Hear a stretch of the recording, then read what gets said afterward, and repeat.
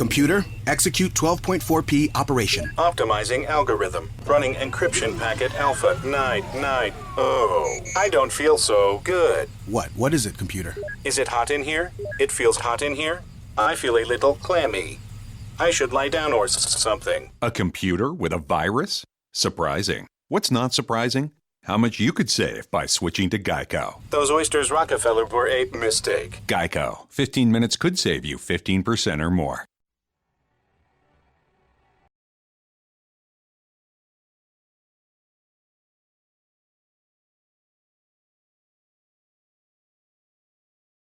There are over 1,000 UFO sightings reported around the world every month.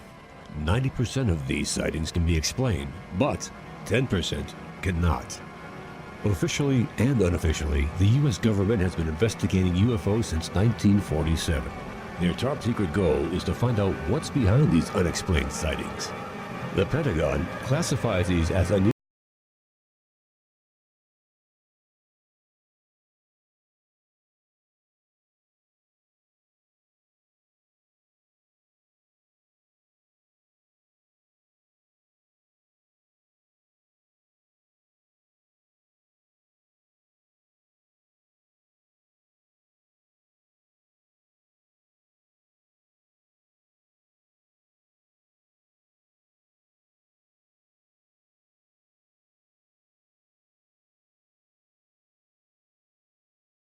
A new location, but Juan-Juan is here. The very famous Juan-Juan is here. Yes, Mac, and I'm digging the new location. Yeah, everyone is. Everyone's really digging it. And I suppose we can start your streak at 1 tonight. That's right. We'll count up from here. In person. Right. We're in a very nice new location. We're kind of like out in the country. In fact, we're right next to a golf course. A very famous kind of, hoity-toity golf course, as it turns out. This is the beautiful town of Exeter. Exeter, yep. A little bit upscale, very nice. Yep. And this is where the famous Exeter incident took place, and it actually has quite a history of UFO sightings and so on, So here we are, and we're just reveling in the wonderfulness of it all. That's right. We have waterfront view. Waterfront view. Yep. Probably ducks out there. Ducks, a lot of ducks out there. If we get hungry, it'll be good. So anyway, Juan-Juan, thank you for joining us tonight. Glad to be here. Also in a disclosed location right down the hall, a little bit further away than he used to be from us, which no one's complaining about. Nope. You know him on the streets as Coco. It's Commander Cobra. Good evening, gentlemen. Is he doing a special effect thing? Isn't that against it sounded like contract? Okay, that's violation number 1 at Cobra. How are you doing, Cobra? I'm doing well, sir. Okay. All right. Okay. Was that a little special effect you were trying to put in there to go with the funny? No. It's just the way I'm transmitting into the big room, into the control room. Oh, I see. Okay. All right. Yeah, the big voice. Okay. Everything. Oh, we got to salute him. Okay, but before we do that, let's introduce our very special guest. In the new studio with us tonight, gracing us with her presence, is our superfan Barbara with. Hello, boys. I'm happy to be here to help you christen this place. There you go. Already now, see, our sophistication level just went up a lot. I can see it on the meter. You're welcome. I don't know if you know, Mac, but since this is our inaugural presentation here on the Mack Maloney's Military X-Files, we brought in a special dessert. Oh, I did? I did. Oh, okay. All right. Whew, you got me scared there. Actually, I did. Actually, Barbara did. I brought it. That's right. Okay. Juan-Juan, I'm turning your level up for the first time in the history of the show because for some reason we're not hearing you. Can you recite the Gettysburg Address, please, so I can take a level? 470. Okay. There we go. All right. Yeah, okay, there you go. Now I can hear myself well. Okay. So, Barbara, thanks for joining us. You're in town for music business, monkey business? Yes, I am. I got some stuff going on in Boston and then down to Baltimore, but I came a little day early so I could come out and hang out with the big boys. All right. Well, hang on. Give me the... Wow. Yeah. And notice Cobra isn't here. And you were telling me earlier off here that at some point you're going to your apartment in Paris for a few weeks. Okay. I have an apartment for 6 weeks in Paris. Wow. Okay. I'll be composing an entirely new set of musical compositions. Oh, okay. All right. Interesting. The City of Light. Whereabouts in Paris? I will be on the left bank, about a half a block from the river, and about 2 blocks from Shakespeare and Company. I'm sure you know where that is. No idea. That's you're pretty close to Notre Dame and the island then. Yes, sir. Wow. Is there a right bank? Yes. Yeah, really? Okay. You always hear the left bank for some reason. I don't know. Well, that sounds exciting. When Renee was walking away from the left bank, Right. Oh, that's how I know it. Okay. she went to very the good. right bank. You guys are actually from Greenwich Village, by the way. But anyway. Barbara, well, how continental of you to... I am. Yeah. I'm international. I'm nationwide. Are you going alone, or do you Yes, have I a... am.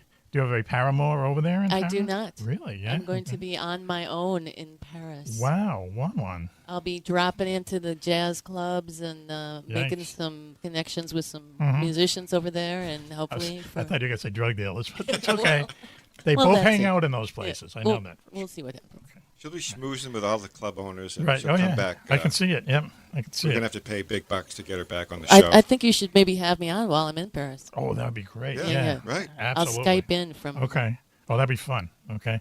Bring on some of those French people because they just love Americans and they're warm and They cuddly do. when they're talking about Americans. So that would also boost the sophistication of the show. So now we can salute Coco, okay? All right. See, he has no idea. He used to be able to see us, but now, okay. We So, could be taking, I have we a could be taking I have a knee for source all in the he knows. room, oh, you have a source in the room? Okay. and the All right. source generally, and she generally can salute better than you two. So Okay. Oh, okay. excellent. Wonder who that is then. Okay, here we go. Ready? Go. Hit. I'm doing the British kind of fairy salute. That's Okay, All right. Cobra, are you going to say? What are you going to say after we salute you? Carry on or what? Sure, carry on. That's As interesting you- for as you you were. guys to do. As you were. You really added to the tension there with that pause, but that's okay. So, listen, we have an interesting show tonight. You know why? Because it's my favorite holiday of all year long. This is a Halloween show, okay? Do you like Halloween, Mama? I do. Did you get dressed up as anything special when you were a kid? As a kid, I used to be like a Spider-Man guy, but I had the stupid mask. Spider-Man? Yeah. Was it Spider-Man? The Spider-Man wasn't around when you were a There kid. was spider. I had the spider mask on my face. Wow, Big- okay. Wow. All right, yeah, Forerunner. I mean, when was the Spider-Man comic book? I don't know. Early 50s. Yeah, Okay, so see? there you go. He's off by a decade, but that's okay. If you remember your childhood as Spider-Man, don't let us put you down, man.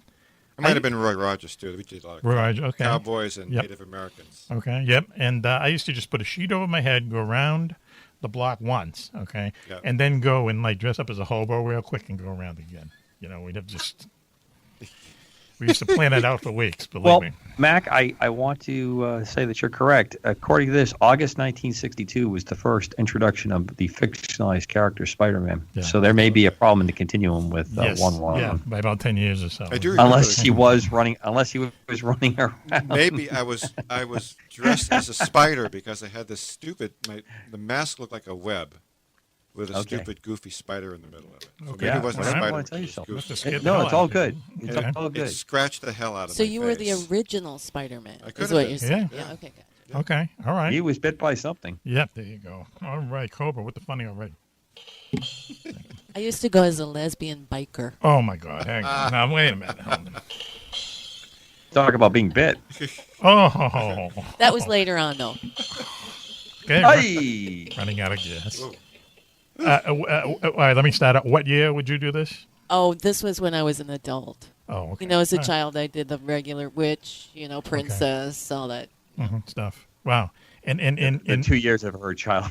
but you actually went trick or treating at some point. Or you went to parties dressed as a lesbian biker. Is that where? Later on, when Wow. I was an adult, I was having a How always can you having. lose? Okay. Knowing how Barbara looks, how can you lose with that costume? There's absolutely, you don't have to impossible. buy a drink the entire time. Someone is obviously want to give you a ride. I mean, unbelievable. Girls and boys. Oh, So all right, hold on.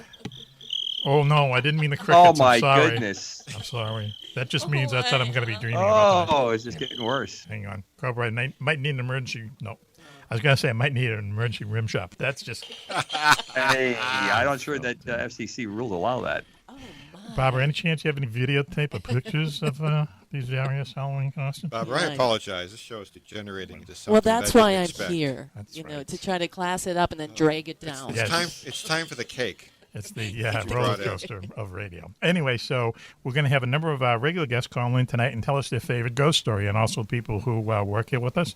So why don't we take a commercial break now, and we'll be right back after this ad. And Mack Maloney's Military X-Files show, Halloween special. Juan-Juan is here, Barbara with us here, Cobra's here, and Pistol Pete is going to make a special appearance. Oh, yes, too. Yes. So stay with us. We'll be right back after this.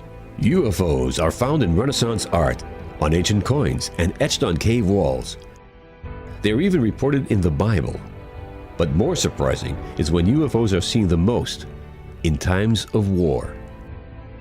Through centuries, thousands of UFO sightings have been made by high-ranking officials, military pilots, and ordinary soldiers. Often, these fantastic appearances occur at the height of great battles. From World War I to D-Day, to Korea, Vietnam, and beyond, military investigators are baffled. Why do UFO sightings spike so drastically during wartime? Could it be mistaken aircraft, or is someone, or something, looking in on us? In UFOs in Wartime, What They Didn't Want You to Know, Mack Maloney chronicles centuries of these incredible sightings and tries to solve the puzzle of why so many UFOs are seen while humanity is at war. Read about the scare ships, the ghost planes, and the ghost rockets, alien giants in the jungles of Vietnam, UFOs controlling our ICBM bases, dogfights with flying saucers during the Gulf War, and more. 300 pages of unbelievable stories, along with many startling photographs. That's UFOs in Wartime, What They Didn't Want You to Know, by Mack Maloney. On sale at your local bookstore or on Amazon.com.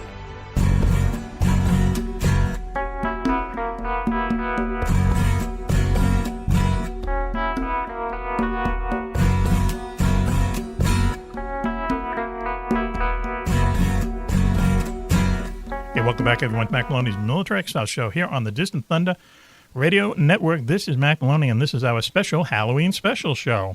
We're having a lot of people call in and tell us their favorite ghost stories. Is it really that special? Yes, it is. It's special. It's so special. We have special twice in the...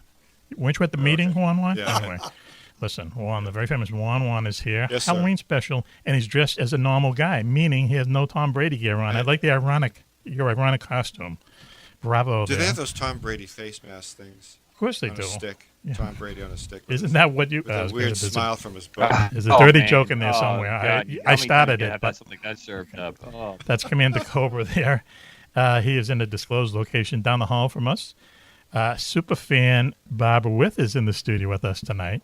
Hi, everybody. Wow. I'll tell you, we should have another live audience show Her for that. voice is dripping with enthusiasm. Yes, and we had a lot of drips in that. Anyway, I know.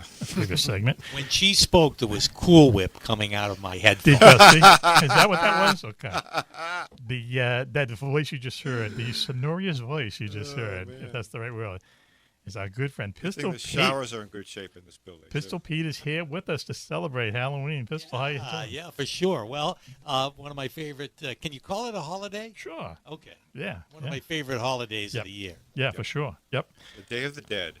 Pistol Pete he's one of these guys. He's always so busy. We see his limo go by most times. Okay, with the security entourage. And Yeah, I'm right. telling him. But now we're in this new station up in Exeter, New Hampshire, which is great because it has a great UFO history. But we've got a really nice location here, and we like being here. This is our first show being recorded here. It's nice and quiet Yep. here. Yeah. And there's more wildlife around here than just in the studio. There we go. Okay. He came with the fun. Jelly bean.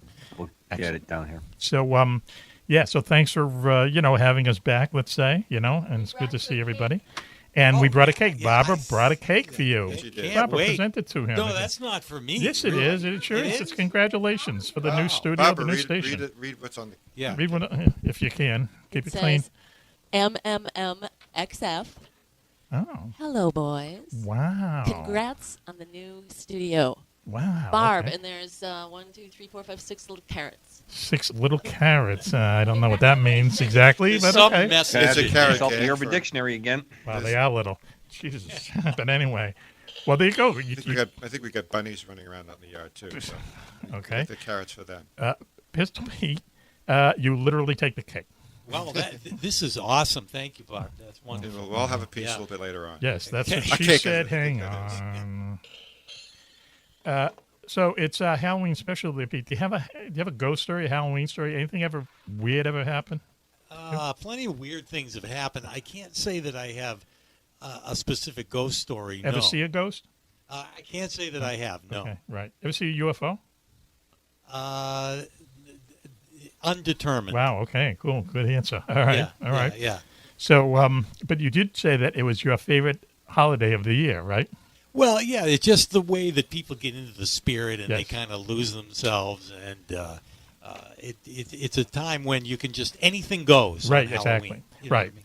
I can tell you that once, and I'm going to have to clean this up. I heard a long discussion on a radio station here in Boston. Okay, WEI.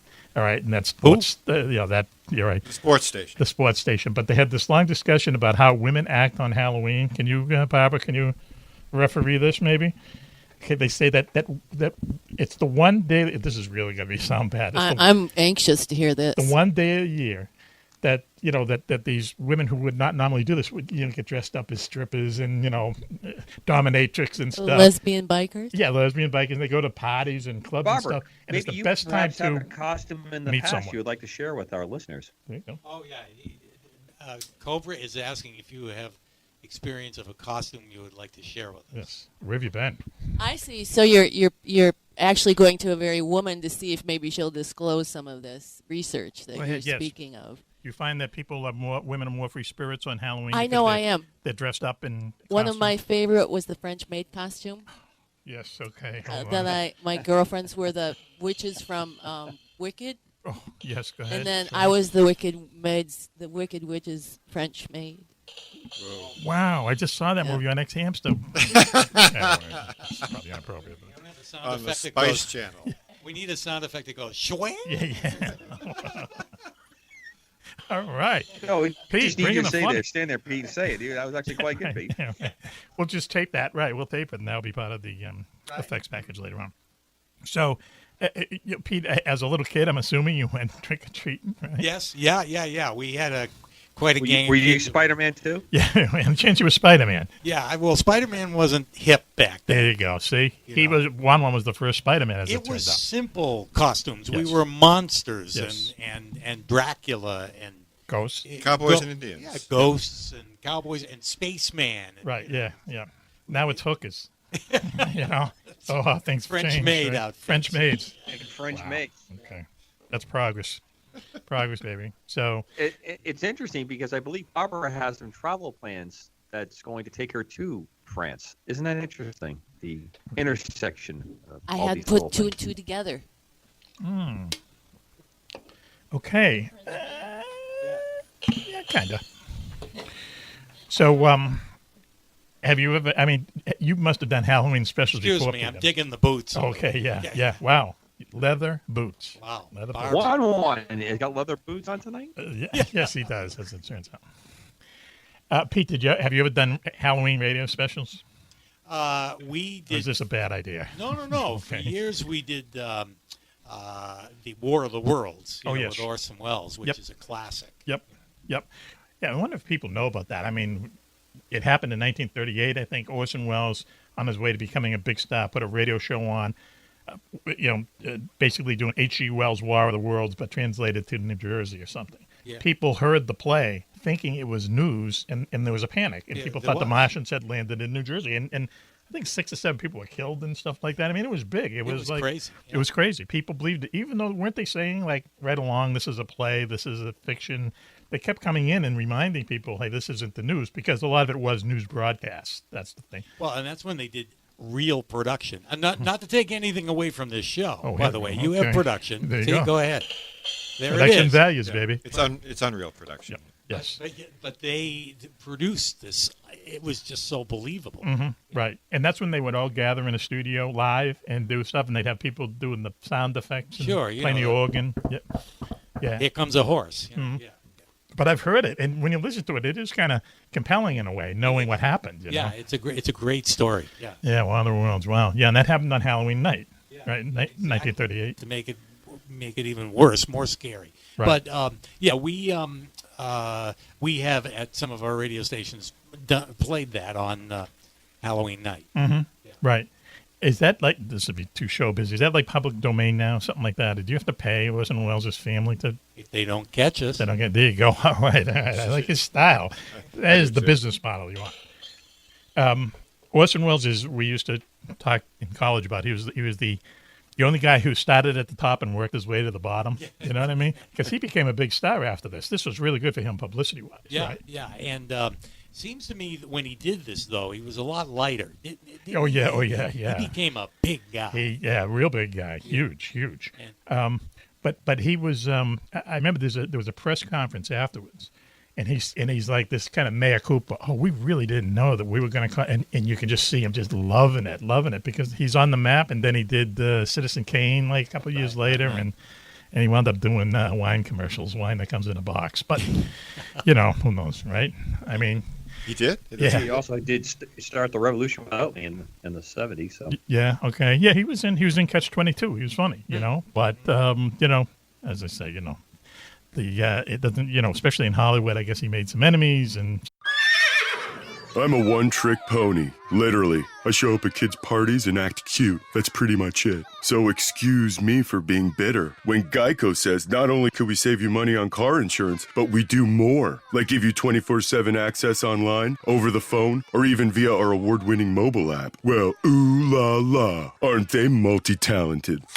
Hey, I said organic carrots. Geico. Expect great savings and a whole lot more. So on and so forth. But he did wine. No wine before our time. Remember that? Oh, sure. He'd come out and, that was Orson Welles. Yeah. And Howard Stern, if we can mention his name, used to play outtakes from that commercial.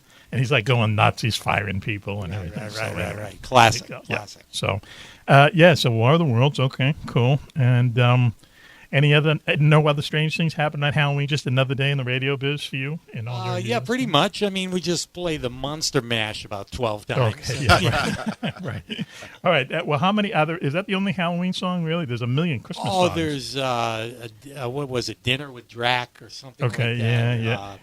Yeah. Really, Massachusetts' own Bobby Boris Pickett. Yeah, right. He was from Massachusetts. Yeah, okay. Somerville, Mass. Oh, really? Oh, wow. Yeah. He broke out of the hood. As the Monster Mash. Hung out in Davis Square on a regular basis, I guess. Did he really? Yeah? Okay. Well, that's an interesting place to hang out on a regular basis. There was the Monsters Holiday. There's a few songs. And, of course, modern day, now, Thriller, Michael Jackson's Thriller. Yeah. You like boots? I thought I'd bring them by. Wow. Cobra just walks in on the live broadcast. Yeah, those boots don't cut it. So in the studio here together, we got Puss and Boots. Yeah. Oh, wow. Man, you had your Wheaties this morning, my friend. For sure. So, Pete, thanks for gracing us with your presence. My pleasure. My pleasure. Let's cut the cake. Let's cut the cake. We really do have a cake here to cut. Someday I want you to come on and tell us at our Christmas special the story about when you did a remote broadcast at someone's house and the guy couldn't talk. Remember that story? Computer, execute 12.4p operation. Optimizing algorithm. Running encryption packet alpha 990. I don't feel so good. What is it, computer? Is it hot in here? It feels hot in here? I feel a little clammy. I should lie down or something. A computer with a virus? Surprising. What's not surprising? How much you could save by switching to Geico. Those oysters Rockefeller were a mistake. Geico. 15 minutes could save you 15% or more.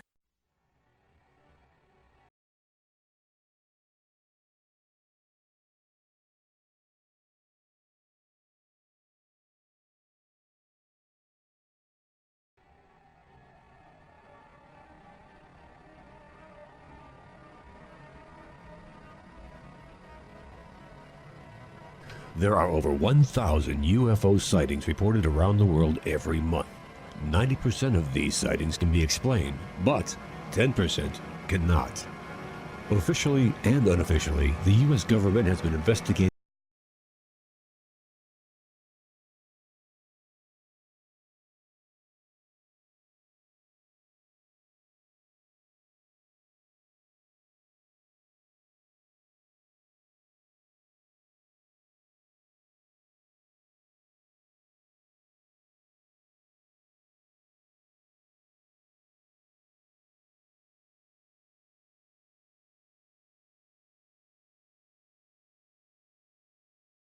UFOs since 1947. Their top secret goal is to find out what's behind these unexplained sightings. The Pentagon classifies these as unusual airborne anomalies, but a better term is X-Files. Join us as Mack, Juan-Juan, and Commander Cobra explore these unsolved cases. UFO incidents that even baffle the U.S. military. This is Mack Maloney's Military X-Files. And now, here's Mack Maloney. Well, good evening, everyone, and welcome to Mack Maloney's Military X-Files show here on the Distant Thunder Radio Network. We are in our new studio in our new radio station in a new location, but Juan-Juan is here. The very famous Juan-Juan is here. Yes, Mac, and I'm digging the new location. Yeah, everyone is. Everyone's really digging it, and I suppose we can start your streak at 1 tonight. That's right. We're showing it. We'll count up from here. In person. Right.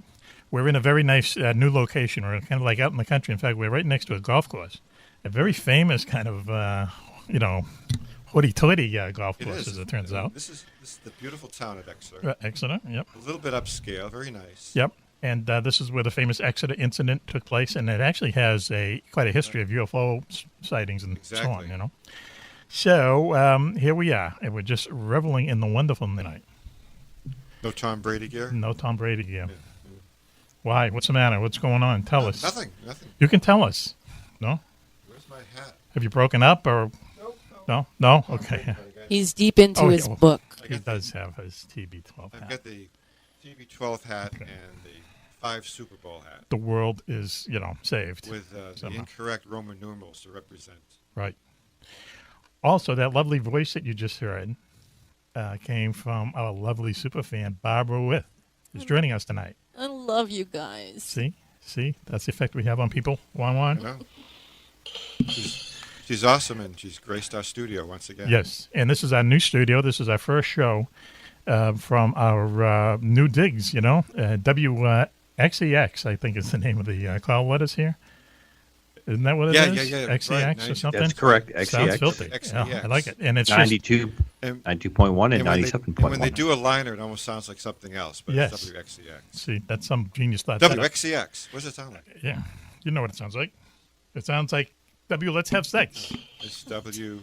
E is an elephant. X is an X-ray. Okay. All right. No, WX. X is an X-ray. X-ray. Echo X-ray. Keep moving. There's a downside to getting a breath of fresh air, as you can see. Anyway. Halloween special on and on. We're going to have a lot of our regulars back on. Barbara, thanks for joining us. Commander Cobra's here. Coco on the streets. On our way. Good evening, lady and gentlemen. There you go. And we're way down the hall from you these days, but that's okay. I didn't hear you complaining. Yeah, the security team was able to sweep the enclosure. Very nice setup here. So at some point during the show tonight, we're going to be talking to our new head of security. We had to get someone to read our email and to kind of right. Tell me more about it. Yeah, push people out of the way when we're going to premieres and stuff like that. Our muscle. Okay. He'll be calling in later on, or maybe he, depending on how it goes, maybe he's already called in. He was a great guest, I thought. Or he's driving to the studio now just to check on our health. Anyway, for some reason... It's any of those things or all those things? You got to jump right on your microphone there, JJ. I am? Yeah. I can barely see you registering here. Crank it up. All right, crank it up number 2. Number 2? Yep. All right, go ahead. Crank up number 2. Gettysburg Address, go. All right. 407 years ago. Perfect. What's 4 score? Is that 4 times 20? Yep, I guess. I don't know. Yes, it is. Is it? Okay. All right, super. Cobra is very hot. What's he? Is he 6 or 7?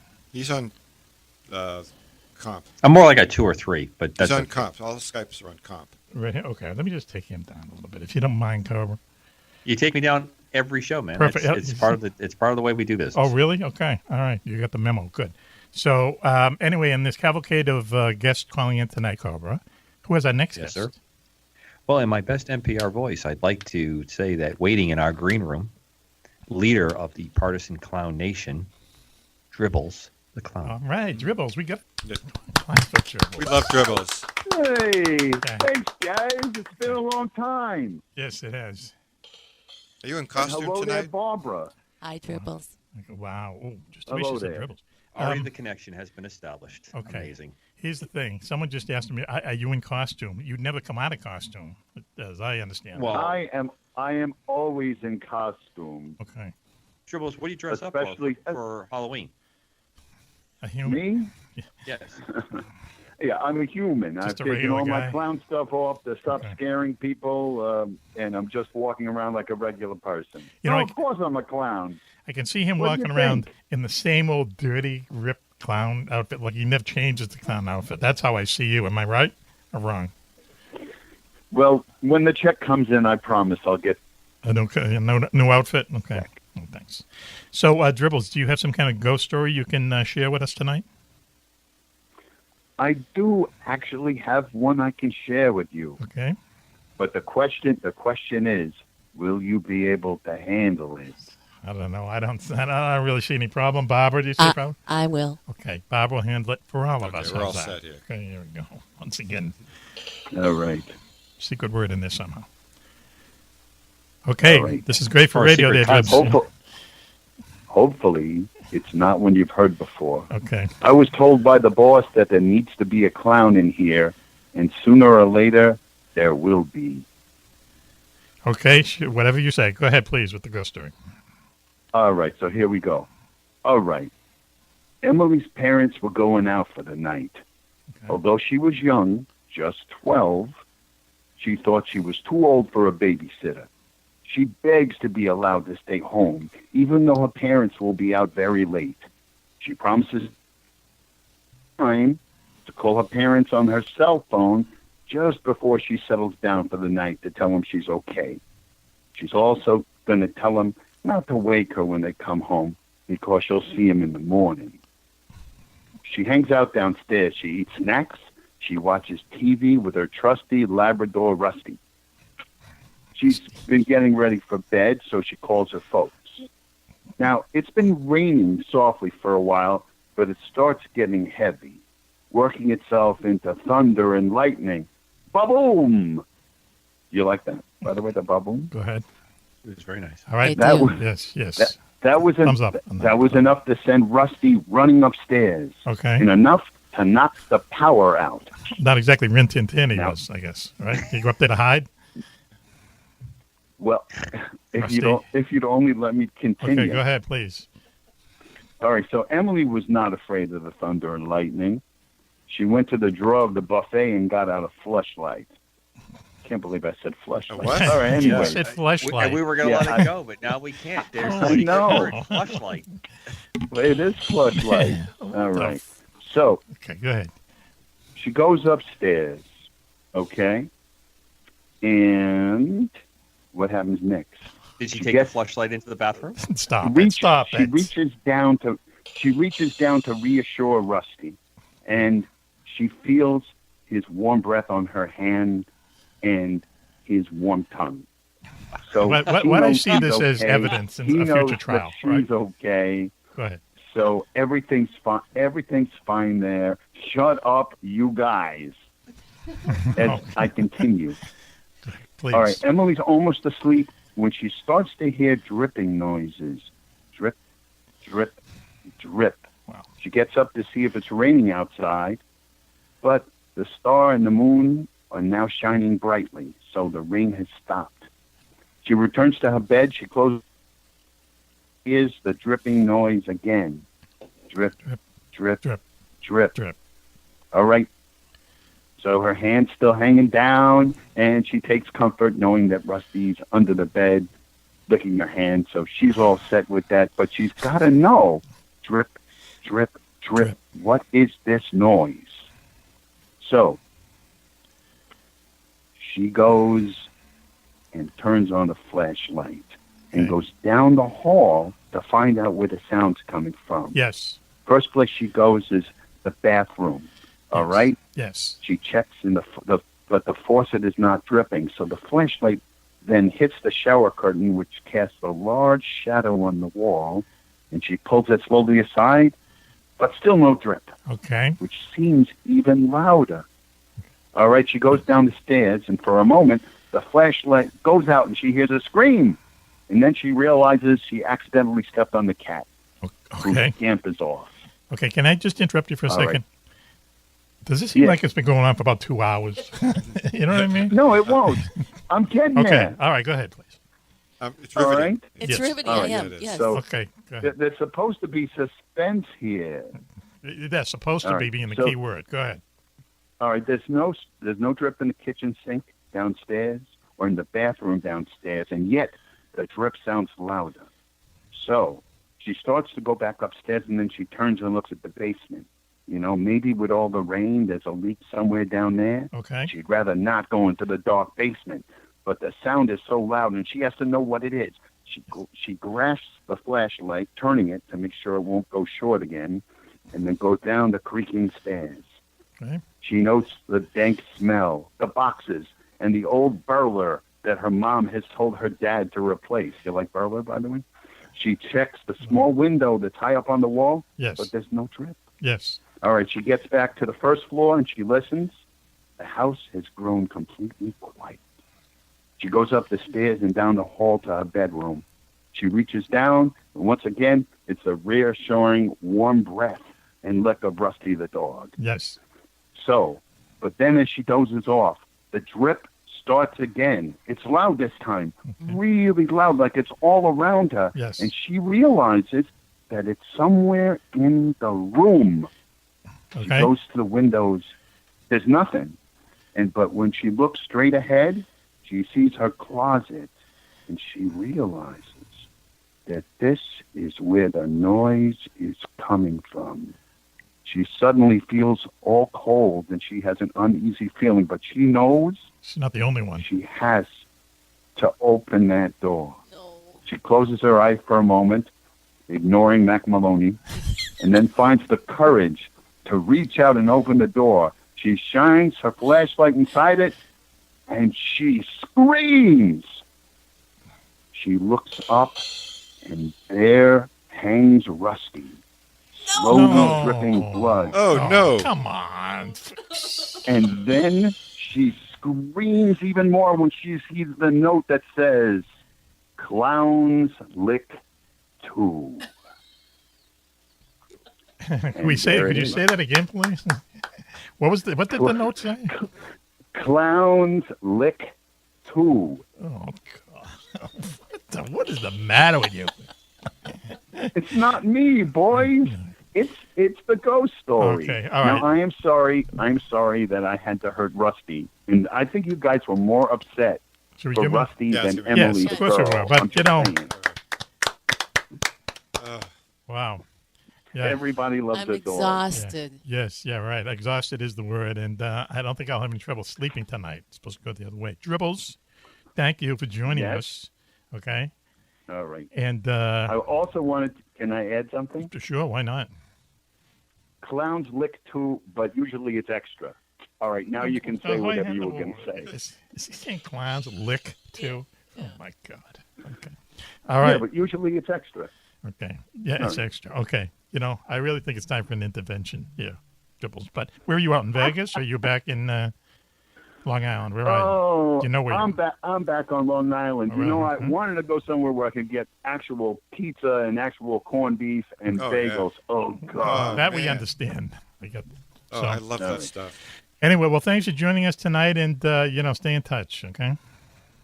Say hi Hey, to the I'll do what I missus. can. Always nice to talk to you. And Hang on, so it's like Barbara. Do you have a question Doing you'd like to anything ask later. Dribbles? Is there something you've always wanted to ask Oh. Dribbles, Barbara? Well, I did want to know if he married the stripper. Yes, you married the stripper, What? right? The midget stripper, Bridget the midget. Is that her well, name? you know what they say: marry a stripper once, shame on her. But marry a stripper twice, shame on me. Yeah. Okay. So we're just going to be going together. If you know what I You'll mean. carve that Okay, in thank stone you. someday. Thank you, Dribbles. We'll talk to you soon. All right. Okay. Oh, Did we already always clap nice. for Hey, him? take care, Juan-Juan. Take Hey, care, thanks. Commander Cobra. All right, to Dribbles.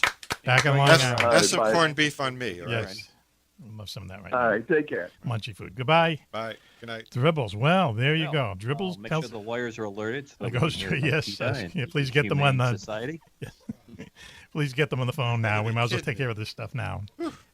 Thank you, Dribbles. And on our Halloween special here at Mack Maloney's Military X-File Show, I think the best thing we can do for all of us is to take a commercial break now. So stay with us. We'll be right back after this. After the events of 9/11, we thought America would never be the same.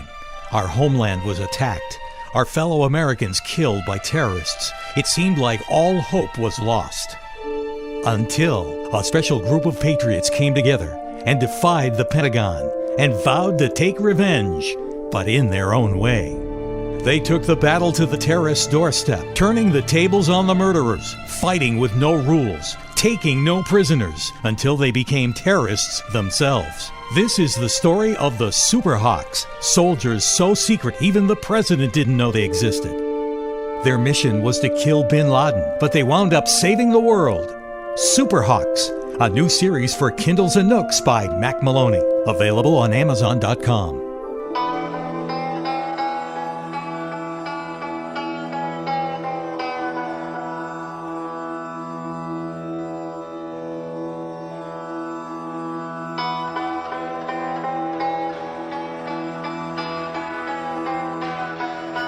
Welcome back, everyone, to Mack Maloney's Military Exile Show here on the Distant Thunder Radio and Network. This is our special Halloween special. We're grooving our way all the way through it, I should say, with a few bumps in the road, but, mostly groovy. The very famous Juan-Juan is here. Hello. Okay. Spooky time. Yeah, and depending on how we, wrap this puppy up, as I said before, people of the future, people of the past. Hi, it's me, that little voice inside your head. You spent all year taking care of business. Let Office Depot Office Max take care of you. There's this new HP Pavilion laptop with 8th generation Intel Core i5 processor. Save $200. Now just $449. Look at it. It's only $449 at Office Depot Office Max. Go ahead. You deserve it. Taking care of business. Offer ends 11/11. Limit 1. You're in for a treat. You're in for a lot of Juan-Juan. A peek into Juan-Juan's universe. Oh, yeah. Yeah, I'm afraid to. Disturbing, funny in a way, but, it's amusingly disturbing, I guess. Disturbingly amusing. Yeah. Anyway. Easy for you to say. Oh, right. I'm And the one that has to live with it. Who does? I'm the one that has to live with it. Okay, yeah, well, heavy, wears the crown, heavy the hat. Heavy the head that wears the crown. Maybe it's you must coming know in the that, mail. Barbara. That's Shakespeare, isn't it? Sitting in with us is Superfan, the lovely Barbara Witt, in the studio with us tonight. Now I know what I'm going to be on Halloween. What? Please tell us. Juan-Juan. She's going to go as I'm Juan-Juan. going to go as Juan-Juan. Juan-Juan? Yeah. You're not going to pull that off, sister. I'm sorry. A body type? Yeah, I'll go back to the lesbian biker. The Juan-Juan mask would be hard to get. That gets the needle more in the red than going as Juan-Juan, Yeah, well, frankly. Anyway, on the phone with us, okay, why would you go as Juan-Juan? Well, it was kind of a joke. bizarre. Oh, a it joke? Was It was a kind joke. of, Well, it's it's a supposed to be joke, funny, okay. but, All right. Okay. Yeah. Well, a lot of comedians come on the show and they withhold their best material. Well, and I'm think not it's a good. comedian, so why should I be funny? Anyway, on the phone with us, listening to this, is Switcherino up there in the Bowl of Flakes, Battle Creek, Michigan. Switchblade, Steve Ward. Hello, Steve. How's it going, guys? Yeah, sounds like you're shuffling cards. You got a card game going on there or something? Well, I'm kind of, we're a little disoriented here since apparently Skype isn't working for me for some reason. You think you're And, disoriented? You should be here with us if you want to really know I should be disorientation. in studio, yes. Okay. Now, I want to ask you this question because you're going to hear about it eventually, okay? Okay. This is going to come right out of the blue with you. First of all, how are you doing? Did you already say how strawberries and balloons you are? I'm doing well, considering. Okay. All right. So Skype is really affecting you, is what you're saying. Yeah. That's your because lifeline? I'm not technically savvy enough to figure out what's wrong and why all of a sudden that's not working. Oh, okay. All right. Well, I'm sure you'll be able to figure it out, noodle it out in the next week or so, right? I hope so. Okay. All right. Here's Otherwise, I'll have to come in the studio. Is there any change? Well, okay. Save us. Is there any chance you're sending sex toys to the mail to Juan-Juan under women's names? Tell the truth. Not under women's names. Okay. Very interesting there, Juan-Juan. We didn't get into that. That our security person, who also is screening our postal mail, is sending me stuff. Yeah, let me translate. Yeah. Okay. He was on earlier tonight or later, depending on where we are here. Saying that our uptick in email, since our audience expanded, has resulted in a box full of sex toys sent to Juan-Juan from people using women's names, I think is how he put it. right? Exactly. Okay. All right. Barbara, is that how you remember it? Pretty much. Yeah. Okay. So, we're trying to, get to the bottom of the story. Okay. Well, I have a question. Yes, go ahead. How do we know that they aren't actually the women sending these? Well, that's a good question. There's always that I am possibility. making that assumption that that's what it is. No, I mean, I think you have to look down every avenue and alley, because, hey, it could be real. And, Who knows? and these sex toys are probably have been used and then just put back in the box. So there's a... well, isn't that what his some job is? DNA on all of these things. The guy, your security guy, isn't that his job? To determine whether they've been test used or them? not? Okay. Yeah. Looking for DNA? Yeah. Okay. Listen, there could be some romance in the air, and you're assuming that Leave these it to are Steve. false names or something. Wow. Okay.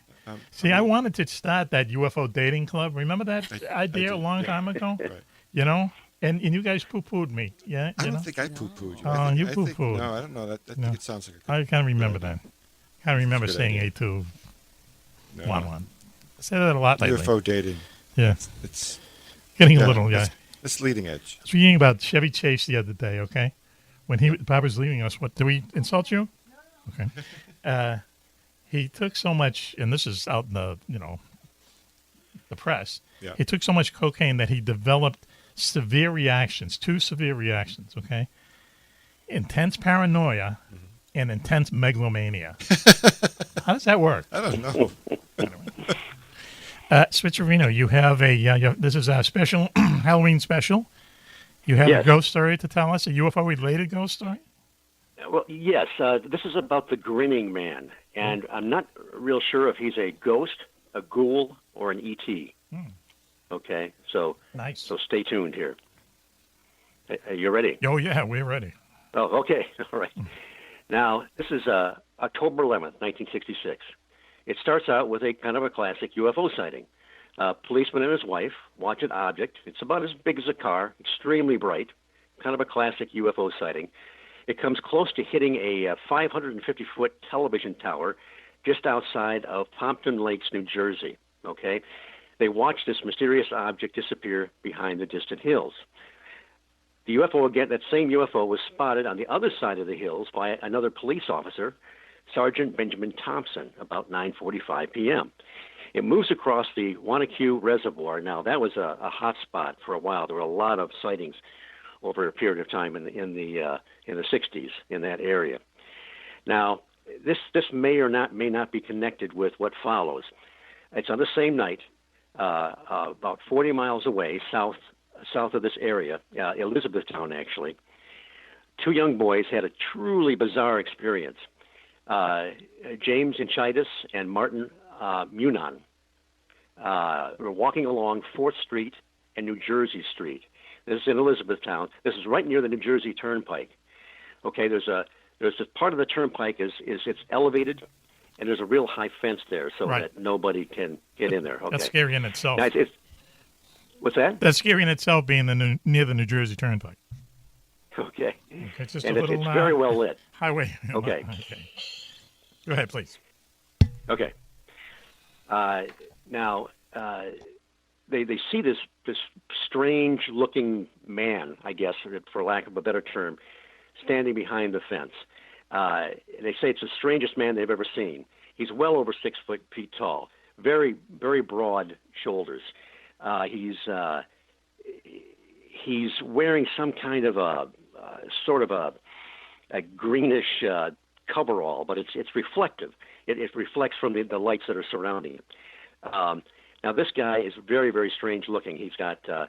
Now the thing is that one of them said, "Hey, look at that guy over there," and it's like almost like he senses them. He turns around, and looks right at them.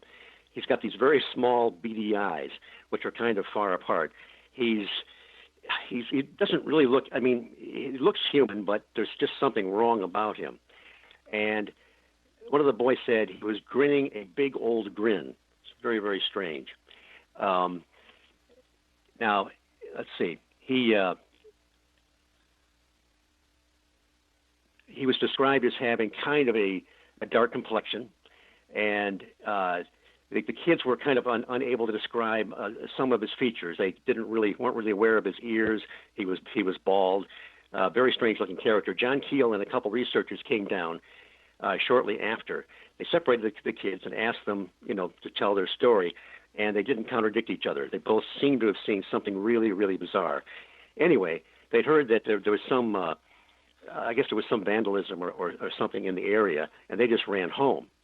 And then John Keel tried to track down another rumor. There was a report that on the same night, a green man had chased a middle-aged resident down the same street. I can relate to the middle-aged resident. Now, like I said, he went down with a group of investigators. The kids seemed sincere. They told the same story. Now we move to March 1966, the Point Pleasant area. This is Camp Conley Road, okay? Camp Conley Road lies kind of at the southern end of the T&T area, which we've talked about before, and was where the Mothman was sighted. But we're not talking about the Mothman tonight. This was a very heavy area of UFO activity. And the Lilly family, which lived on Camp Conley Road, they knew that the UFOs were passing over because it would affect their TV set. The TV set would go haywire. They'd look outside. They'd see these strange lights that were completely silent going overhead. Mr. Lilly was a Ohio River captain. He guided one of the boats. He was a no-nonsense guy, and he tried to find logical explanations for this, but he never could. Now, they had all kinds of bizarre things going on in the house. Now, seems to be quite a connection with UFOs sometimes and poltergeist phenomena, which you wouldn't think would occur. Their kitchen door would slam. They would hear at night, they would hear a baby crying. That's a common occurrence in some poltergeist outbreaks. But they couldn't find any source for it. That's it like didn't the make any creepiest. sense at all. That's like the creepiest thing of all. Hearing a kid crying, like we talked about that Twilight Zone episode a lot of times on here. Right. It was very clear. They could kind of, it was kind of coming from somewhere in the kitchen. Right. But there's obviously nothing there. And Switch, hang on a second. I just want to ask because Barbara's here. Yes. Any what's it mean when you're hearing a kid cry who isn't around? Is the spirit sending you some kind of a message? I think it's actually the actual spirit of some sort of child that has passed on. Oh, man. Oh, that keeps me awake. Sorry, Steve. Please go. Oh, that's okay. Okay, now Keel's very thorough. He interviewed everybody in the family, including Mrs. Doris Lilly, who was the daughter-in-law and lived on the south side of Point Pleasant. Her phone would ring. She would hear these strange metallic-sounding voices speaking in some unknown language. Now, Keel had a series of questions he would ask people that seemed very strange, but he had been doing this for a while, so he knew some of the really odd things that would happen to people that were experiencing this kind of thing. Right. And one of his questions was, did you ever dream that there was a stranger in the house? And she thought, she told him about her 16-year-old daughter named Linda. She awoke one night to see a very big man, tall man, broad shoulders, standing in the shadows right next to her bed. This apparition, or whatever it was, walked around the bed and then stood over her. She couldn't see this face very clearly, but the one thing she could see, that whatever this was, had a very broad grin while it was looking at her. Uh-oh. Now, she screamed. Her mother said, "Oh, you're just dreaming," or whatever. And then she screamed again. She was certain that there was something there. Now, there's something else strange about this character. He was wearing a checkered shirt. Now, that sounds crazy. But John Keel found, when I first read this, I thought, he found that a lot of these bedroom apparitions had these checkered shirts. Wow. And, what the heck does that mean? Now get a load of this. My wife and I were down visiting Tennessee, her uncle, a few years ago. Yes. He had a lady friend over, and we just started talking like people do about the paranormal and things that happen. And she talked about this sort of bedroom invader, this apparition that stood by her bed. And we hadn't talked about anything else before this. And she said, she stopped and she says, the funniest thing was this guy was wearing a checkered shirt. Wait, she had no idea. Barbara, please tell us what's going on here. No, I'm at a loss with this one. A checkered shirt. Why would ghosts wear checkered shirts? Maybe they came into a restaurant and there were checkered tablecloths. Did they turn those tablecloths into shirts? Yeah. They were grunge singers? Yeah, grunge. Wow, that's a little creepy. That's, Maybe it has something to do with the light and dark. Maybe the entities are neutral. and one imprints on them, whether these are positive or negative entity. Wow. I don't know. That's a good But, excellent explanation. You go back to the Silver Bridge collapse Yes. that happened in 1967. There was a lady. Now this of course was the end of the Mothman fiasco, which we've discussed before. Mm-hmm. There's a lady that saw two men climbing on the bridge the day before it collapsed. Mm-hmm. She thought it was very strange because they were wearing street shoes, but they also had on checkered shirts. No way. Now, listen, if we wanted to get our own checkered shirts, Barbara, please, you're a stylist. Where would we go? Should we go to Tommy Macy's? Bahama? Tommy Bahama? Yeah, Tommy Bahama. Yeah? Okay. Yeah. All right. Juan-Juan, guess what you're getting for Christmas? It's not a sex toy. Yeah. You have plenty, apparently. I'm going to get a checkered tie to go with it. Yeah, see? Yeah, create a buzz. That's how you do those things. Right. So, Steve, wow. Go on, please. Okay, well, there's a lot of these creepy characters that have been showing up, and a lot of them seem to be connected to UFOs. There, of course, was in the Point Pleasant area, actually across the river in Gallipolis. That was the town on the other side of the Silver Bridge. A woman that that John Keel called Mrs. Bryant for anonymity. She was coming out at work one night, and in the parking lot overhead, this cylinder, this object, lands. Two men get out, and they're dressed in sort of some kind of a coverall. Yes. They had dark complexions. Yes. Very pointed features, pointed chins, pointed nose, and so forth. What's it? She just had the You're feeling describing that there was Juan-Juan to something a T here, actually. But go ahead, please. He's wearing a checkered She had shirt. the feeling there was something very evil about them. Okay. They asked her a few questions. Yep. They talked in kind of a sing-song voice. It's almost like they're. Once again, Juan-Juan. It's almost like it was a recorder where they would slow up and speed down a little bit. Just very, very creepy. Wow. The thing that started it off, there was a flash of light. Yes. Then she couldn't move. Then she sees the object. These two men get out, have kind of a pointless conversation, ask what she's doing there and so forth, and then they go away. Wow. Now she thinks she's crazy, right? But the next day, she sees them in street clothes in town. Wow. Walking past her, See, that's- and they acknowledge her presence. That's like really creepy, man. That's creepy. So And can the you same tell us? thing, I'm going to say, go ahead. Can you tell us the punchline in 45 seconds? Yes, Gustav Davidson, who wrote the Dictionary of Angels back in the 60s. Nice title. But both fallen angels and regular angels. Mm-hmm. He said that when he was immersed in this, he was beleaguered by all kinds of apparitions. He was crossing a field, and he saw this phantom come up in front of him. Wow. And he was able to get past it. The next morning, he said he was unsure if he had encountered a ghost, an angel, or a demon. Wow. Wow. We're going to let the audience decide Yeah. what he encountered and what these other people did. Hey, Barbara, in 20 seconds, do we have guardian angels or not? Yes, there. Really? I do believe there are guardian angels. I think mine's kind of an idiot. That's the thing. Do you like your guardian angel there, woman? they signed on apparently for a big job. Oh, really? With Thank you. you. Is that Thank You may very not, much, Barbara. you may not have the same guardian angel all the time, but Oh, is that right? They do. turn, they work in shifts. They swap off. Do they swap off? Yeah. Wow. I think maybe at certain times you need angels with certain skills, and Right. they say, "Hey, I'm not it." So See, if they were like guardian angels for monks and nuns and stuff, how easy can it get? You probably just sit around and do nothing. I think you have multiple guardian angels. Oh, really? Yeah. Farming it out to a large armies of angels. Wow, armies of angels. Anyway, hey, thank you, Switch, for joining us with that my great pleasure. report. Okay, and Switch is the man on the rise. He's getting a lot of interviews and interview requests, speech requests, so on and so forth.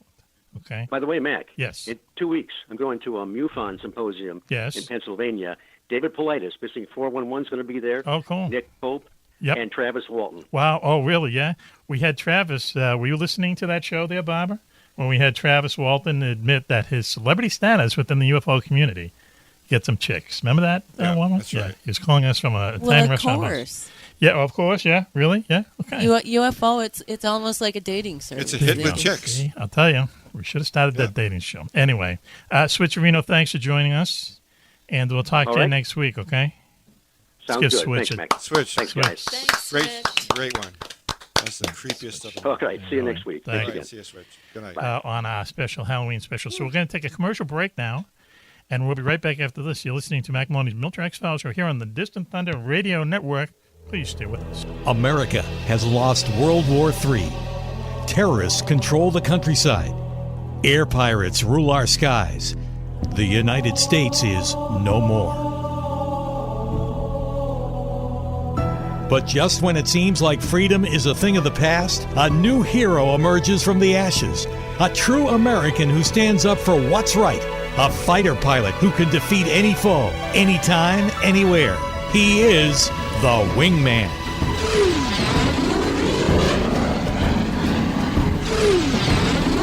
Follow the adventures of Hawk Hunter, the Wingman, as he fights to revive the idea of America. Through 17 action-packed books, Hunter battles all those who would tread on Old Glory. In the air, on the sea, or on the ground, his dream is to put the United States back together again and get laid a lot while he's doing it. For some of the greatest aerial action you'll ever experience, strap in and hold on. Wingman by Mack Maloney. Now available for Kindles and Nooks on Amazon.com.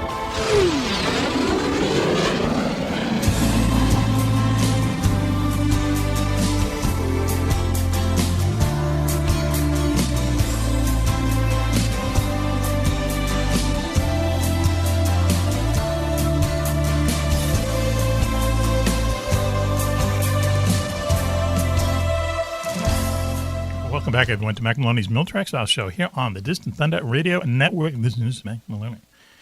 In the studio with us tonight, our new studio in Exeter, New Hampshire, the very famous Juan-Juan is here. Yes, sir. Hello. How's it going, man? A streak of one, okay? So we're starting a new streak.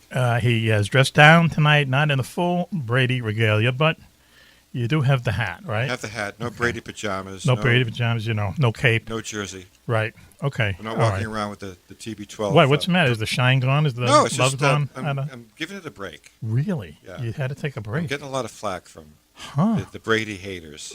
The haters, they are That's out there. Hi, it's me. That little voice inside your head. You spent all year taking care of business. Let Office Depot Office Max take care of you. There's this new HP Pavilion laptop with 8th generation Intel Core i5 processor. Save $200. Now just $449. Look at it. It's only $449 at Office Depot Office Max. Go ahead. You deserve it. Taking care of business. Offer ends 11/11. Limit 1. Who hates Tom Brady? Yeah, no right. one. Right, I mean, there you go. After beating that was the Falcons, an angel asking you that question there. ESPN and NBC Sports are talking about Brady as the best quarterback ever. Yeah. So, and that upsets you? No, I love it. I'm digging on it. Okay. Why the break? Tell us. I just. Do you not have enough Brady fans Wow, look at in he's choked person? up. He's choking up. I know. Do you not have enough Brady fans in person? There's so much coverage of Tom Brady and how wonderful he is. You don't like the share. Yeah. Is that what it is? That's right. I wanted them all to myself. Yikes. I want this bromance to be mutually exclusive. Cobra, do you have your gun with you tonight? Right now it isn't. I just want to know, what's he wearing underneath? Because, please, ixnay, all the exterior is, is lacking the Brady touch. But I think Brady besides may be the up close against sexual stimulation of when I talk about Tom Brady and I just go wild. You mean his Tom Brady underwear? Is that what you're saying? Oh my God. He's choking up, yet he's laughing. Laugh through your troubles I'm there, not brave I'm little not soldier. kidding about this. It's like I'm a little bit jealous that we know you're not kidding. That's why we're concerned in the word intervention. That's why I asked him if he's armed. Okay. All right. Well, I'll tell you what. Hold that thought, okay? Dry your eyes. Okay. And let me introduce. Well, Cobra's here. You heard him. Coco, so on, etc. But also in the studio with us tonight is Superfan. A friend of the show. A friend of the show. Thank God. Number one Superfan. And the extremely attractive Barbara With is here with us. Thank you so very much. Wow. So this is your second time doing this. Yes. The Really, first huh? time I surprised you guys. Yes. Right. But this time I gave you a little warning so there'd be Right. no defibrillators needed. Right. Or... And let's be fair. When you walked in and surprised us, when you saw us, you had a look of disappointment on your face. It's true. You say that all the time. But it's and absolutely it is true. Not true. I knew. Yeah. I watched you on video. Yeah, but we doctored those things up. You kidding me? You asked me, are you Mac's grandfather? I mean, how am I supposed to take that? Well, she saw me and she perked Then she right saw, up. well, that was it. And then Cobra. Well, was like Cobra. the Jerry she got Evans. really Cobra. perky when she saw me. Cobra. Okay. Cobra was all over that. It was Yeah, like, really. I was a potted plant 10 seconds after that. Wow. Boom. The curse of The Coco. Cobra. Coco, you listening to this? I am. Okay. I am. Right. I just don't have anything to jump in with. Nothing? Okay. All right. Well, so I'll tell you what. Does have a jumpsuit on this. We have a special. I'm not even going to give you a rim shot at that. We have a special guest, though. Juan, you're going to be very interested in this. Okay. Because of our sudden influx of popularity, I guess. Fan mail? We get a lot of fan mail now, yeah. When we joined those 2 or 3 networks about 6 or 7 months ago, our audience went from roughly like 4,000 to 500,000. Yeah. Wow. Well, almost, yeah. So, that's a big change. And, and people, I think the longer they listen, the more people, hear us, they send us emails, So now we get them, on a regular basis. And now these days you have to go through them all, okay? The emails for viruses and all that kind of stuff, because a lot of them say, here's a picture of me, click on this. You got to go through that whole thing. And then people actually send physical mail, okay? So we had to hire. Did you say physical mail, like an envelope? Or yeah, postal to the post office. So we had to hire. I can't believe I'm saying this. We had to hire like a bodyguard, some muscle, someone who can go through this stuff and make sure. Are we checking the envelopes for white powder or something? Yes, exactly. That's all right. All right. Once again, Juan-Juan, you encapsulated what I went on for the last 10 minutes. Yes, right. So he's here. Wow. We're going to give him a little time on the air. This is, hope I get this right, Agent William Clubb. Agent Clubb. Did I say that right? You said it perfectly. Oh, good. I'm glad. Hi, how you doing, folks? Okay. Is that Clubb with a K by any chance? No, it's Club with a C. Wow. Okay. That's what his new album will be called. So now you have a background in a number of things, one of them being the Internal Revenue Service, right? Well, because of my extensive security clearance background, it's really not appropriate for me to provide that information. It's on a need-to-know basis. Wow. That was a yes, I guess, right? It sounded like if he told us, he'd kill us. It's like a damn And in the great phase of all the different areas, it's nice to know that the employer can't even know what those clearances are. That's excellent. Yeah, and, that's a good, good start. Working for the federal government, there were many restrictions, as we know. Wow. Huh? Well, I'll sleep safer tonight, I guess. I don't know. Well, thanks for joining the posse here. And, I guess it's just these days, right? We have to look into these things. You got to be safe, especially with the emails and so on. Yeah, it's, and this has been quite a challenge going through, your particular incoming mails. Right. Much more than I originally thought. Okay. All right. So he didn't think we get this much. Yeah, okay. Thank you for that vote of confidence there. Please, Mr. Clubb. Mr. Clubb? Yes. Yeah, you can call me, yes, by all means, you can call me Clubb. Can I call you? Clubb, I like that. Just Clubb. Just Clubb. Could I call you Billy? Billy? Billy? His name's William. Like Billy Clubb? Oh, wait a minute. No, that's not. That's gold. I just like Clubb. Just so Clubb. Is there anything? Well, in the military, they address me as Clubb Billy. Clubb Billy. Okay. All right. Oh, I see. Okay. So I heard in certain parts of New York City they refer to you that same way. It's funny that Offset Club is bringing the funny too. Juan-Juan. It's just funny all night here. But I'm curious: is there anything in the mails or in the emails that we need to be concerned about? Well, why don't we do this? Answer the question really this is, way. But tell me what you'd like me to share because of the security nature of this position. Here's you're the boss. Here's the first question. Anything from Tom Brady? I want to know if there's anything from Tom Brady for our favorite romancer. Now he's crying again. Why do you do this to him? Okay, Club. All right. There's three of us, three main people who get fan mail. Let's say just emails. Okay. There's three of us. Right. Yeah, you've shared that with me. Okay. All right. Who gets the most? Because, whoever gets the most is obviously would be the most popular. Right? Yeah, well, clearly it's Juan-Juan. Oh, get out of here. Come on. Are you serious? Yeah, and of course, you got to understand, you each have a separate, distinct online personality that I've had I got rid of those really develop as your security officer. Oh, okay. Club, really? Have you had to develop a dossier on each one of us? Yes, basically just based on your online to figure out why this kind of material is coming in, the volume, and who it's going to. Who doesn't like cheerleaders, Juan-Juan? You tell me, all right? If they had to really dig deep. So anyway, Juan-Juan gets the majority of this, of the three of us. He gets and he's the making largest. sure I'm not sending my own fan mail. Well, we don't know by that. far he gets the most, and it's primarily from women. What world am I in? Is this bizarre Wow. world for us? Barbara here she has such a look of shock on her face. She can be. No, you're surprised by this? Who isn't? Look at him. He can barely speak. Well, if you'd look at his online, personality, I mean, he comes on as a strong, calming nature. He's suave, cosmopolitan. He's smooth. He is suave. I would give him that. Yes, Yep, he is. yep. kind of And smooth. he's got just a vast knowledge. And I they don't had a call Cosmo attract today for women. lunch. They don't call him Don Juan for nothing. That's right. Yeah. Well, he demanded that we call him that for about 3 or 4 Was weeks. it Don or Dong? I'm sorry, I'm having a hard time hearing that. What was Depends that? on who's saying it, I think. A little Asian humor there. Thanks. Hey, listen, but wasn't there's an? Oh, we used to. He also at one point. This is behind the scenes. This is totally shocking. This is to me, right? Juan-Juan behind the story. For 2 weeks, he wanted us to call him. What was it? The Fabulous One or something? Do you remember that memo, Cobra? Yeah, I remember the tantrum, too, more than the memo. I remember the memo we had to write after the tantrum, and then the special counseling we had to go There through. you So go. let's not repeat that. That's right. Oh, where's That was a lot of Dr. fun. Lyria when you need Let's her? see now. I know. Oh, yeah, there's another famous name. Yeah, Dr. I was the Lyria. foundation, and Juan-Juan, you were the action man. The action man. That's why you have that shirt on with the big A.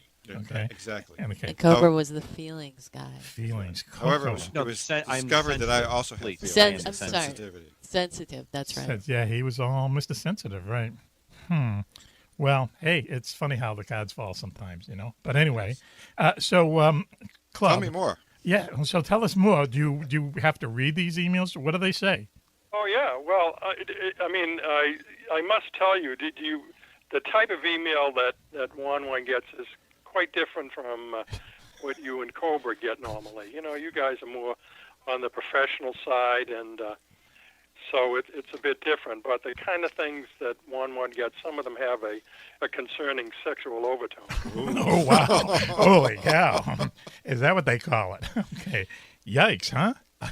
Well, and you know what I get? I get a lot of friend requests on Facebook from older retired military gentlemen. All named Cobra or some variation of No. Cobra? You mean? Listen to this. Wait. I don't get mail. So go ahead. I'm sorry. I don't. Well, and just looking at trying to compare the kind of mail that between the two co-hosts and of course you, Mac, what Juan-Juan gets a lot of. I see you do get requests for autographed photos, but Juan-Juan's requests are a little different. They seem to be asking more for a full body shot rather than a headshot. Oh, there's the Halloween story for the evening right there. you Beautiful. go. Wow. Oofa. So anyway, any I don't know. That is disturbing, Juan-Juan, when you really think about it. I'm shocked. And what? I don't know if anybody in my family can listen to the show. What does? Will he need to get some new photos taken? Is that what you're saying? Well, that's going to be an issue because we do have security and we can't share a lot of things. Club, are you checking the outgoing responses? I'd love to hear how that's going.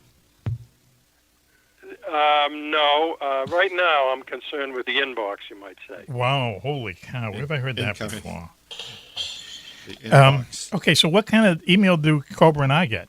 Please start with me. Well, yeah, I think your personality online. You sound author. Why did he suddenly go away? Sort of the leader of the pack.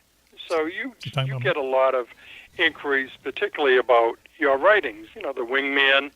People wanting to know when you're going to come up with, the next book 19 and things of that sort. And so that's really where the interest seems to be in you, whereas Commander Cobra. That's really insulting. I have to say this. To be called and thought of as a writer, oh my goodness. But please go Oh, on. you are a good writer. It's like thanking a service member for their service. There's a movie out called that. Remember, Melanie Cowell is going to be with us later on.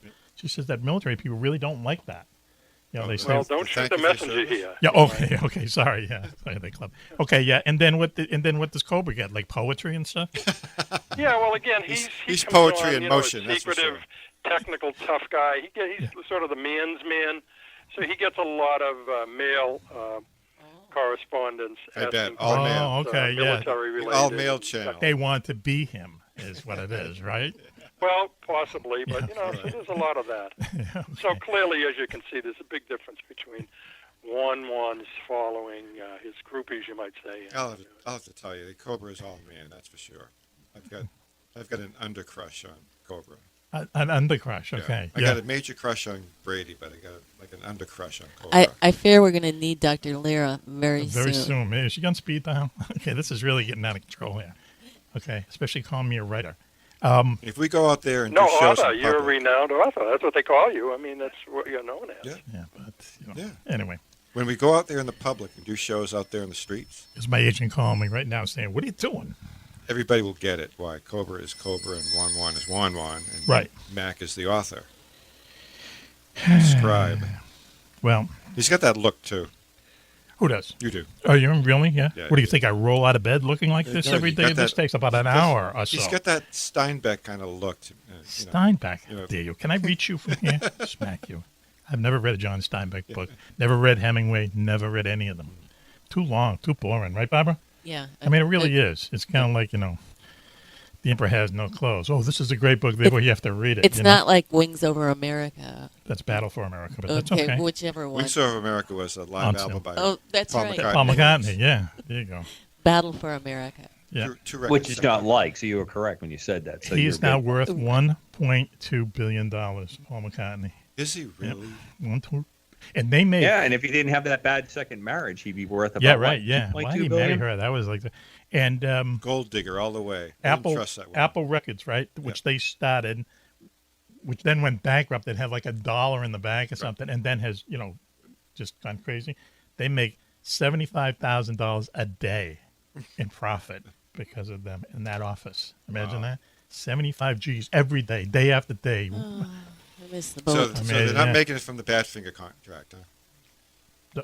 No way. Who knows, Who knows? But, yeah. If you want it, here it is. Come and get it. Just from them. And because it's like the profit end of it, Paul and Ringo and then the two widows just split that money. Yeah.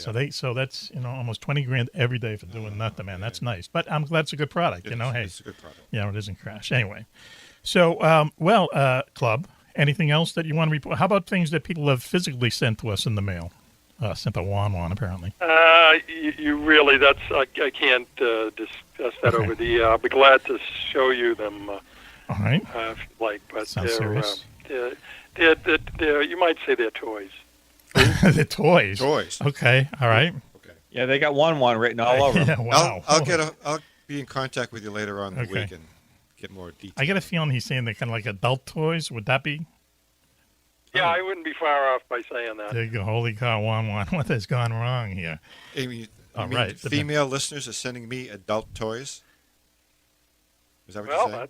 That's what I hope we so. have a box of them for you here when you get a chance. A box of them. Holy cow. Wow. Who knows? All right. Here we are talking about the Beatles. I will rendezvous with you later on. Holy cow. Please take pictures of that. My goodness. Yeah, but I'll tell you what. If theoretically an envelope with white powder arrived, so what kind of test do you put that through, and who did they send that to exactly? Well, I sniff it myself. You do? Okay, hang on. See, I like someone who's into the job. So it could be anthrax, it could be blow. Either way, you're just going to sniff Yeah, it. it could be happy stuff. Or All it could right, be- okay. Or it Happy could be Stuff. King Arthur Flower. That's the name of our new album, Happy Stuff. Well, hey, listen, Club. Wow, I'm shocked. Thanks for joining us, and keep up the good work. We'll be in and touch. Loop us, please. Okay. Any Well, it's good talking to you folks. any death threats? Any death threats against Cobra? No, it's all love. It's all love. It's all love, Juan-Juan. Our mission is accomplished.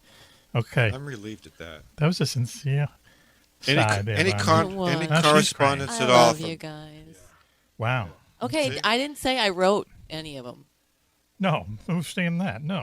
No. No. I wouldn't send sex toys in the mail. Okay, all right. Yeah, that's fine. Okay, I guess I believe you. Right. Can I say it? Whatever. Wow, pregnant pause. Yeah, that was, once again, another an octomom pause. Club, thanks for joining us. And My pleasure. let us know the amount of white powder that arrives, and, we'll confab on that as well. Let me know if I get any mail we'll from share. Tom Brady. Okay, yes, okay. And Yep, we will. We'll let you know if if anyone anything wants comes letters to have Or been, Mrs. Brady. Forwarded FedEx to me. been replied to. Okay. Thank you. I guess it's Halloween, but Happy Halloween. thank Thank you. you. You too. Club, see ya. Thanks for the report. See ya. Bye. Okay, hey, we're safe. Okay, Shocking. Yeah, you're shocked. All right. I'm flummoxed. You went from crying to now you're all aglow. Yeah. Because now a weird segment of our audience is apparently sending you stuff. I guess I should get a Twitter account so I can be followed. He's the chip magnet. Yeah, yeah. Oof. Well, Wow. who knows? Maybe we'll wake up tomorrow and it's been all a bad dream. Who knows? But you deserve it, buddy. You really Thanks. are. You do have some kind of magnetism around you. Wow.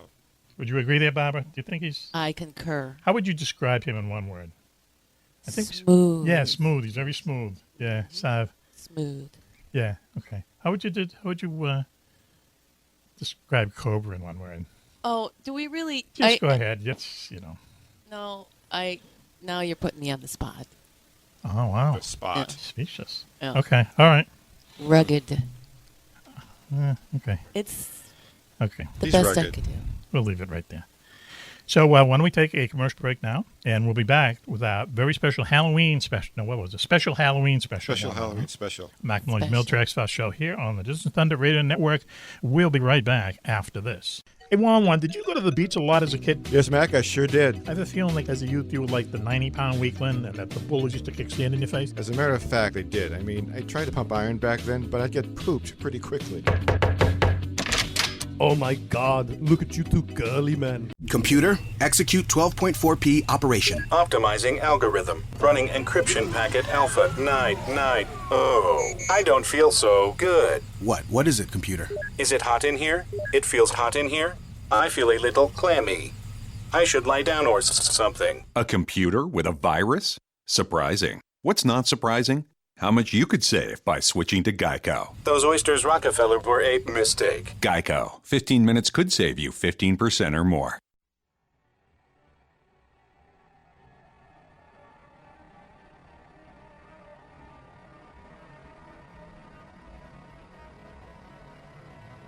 There are over 1,000 UFO sightings reported around the world every month.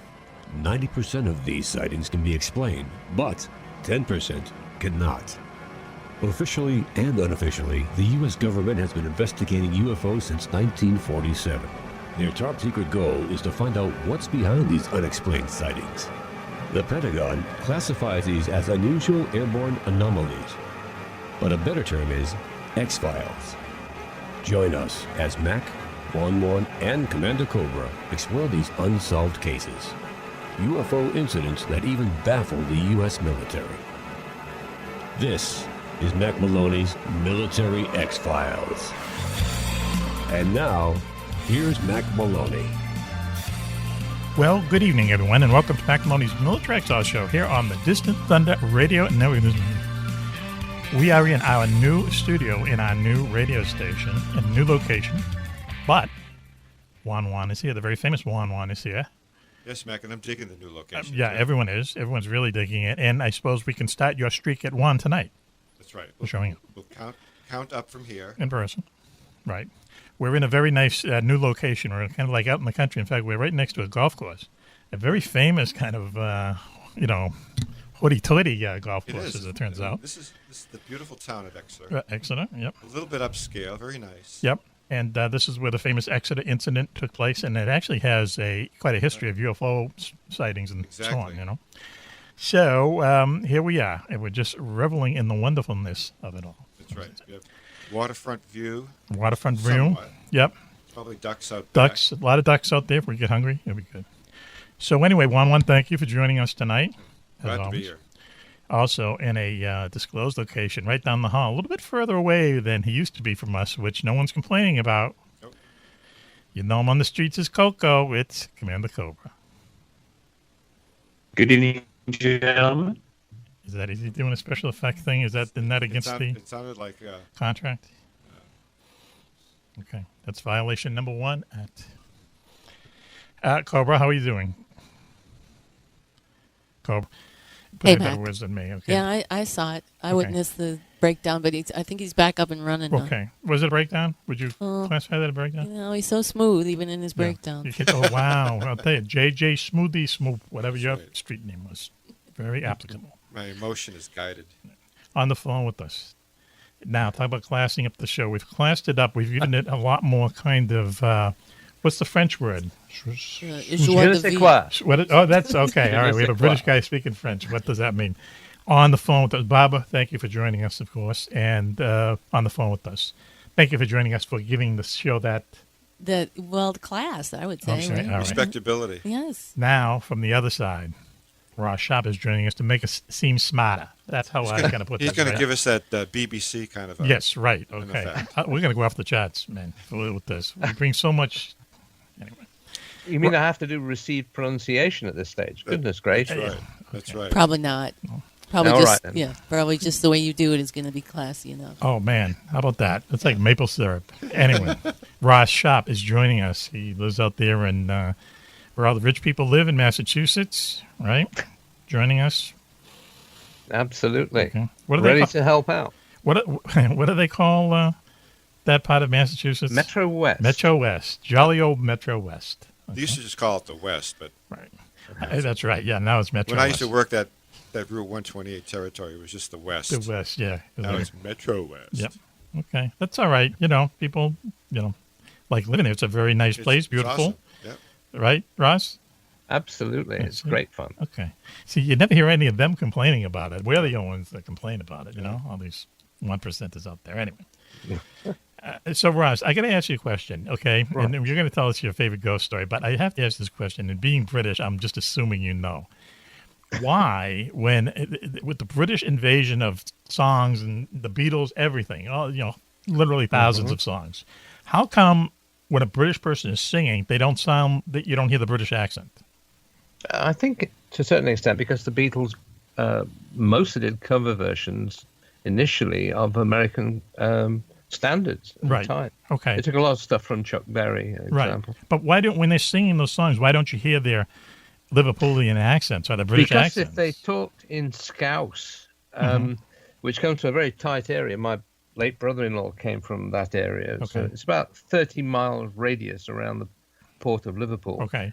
It's one of the most unintelligible dialects and accents in English that you can get. Right. So on purpose when they sang they wanted to sound like Americans. Yeah, and of course they'd actually spent some time in Hamburg. Right. Yes. Right. Yeah. As the Silver Beatles. Right. Yeah. Yep. Sorry about that digression. We should do a whole show on the Beatles with Ross. That would be very cool.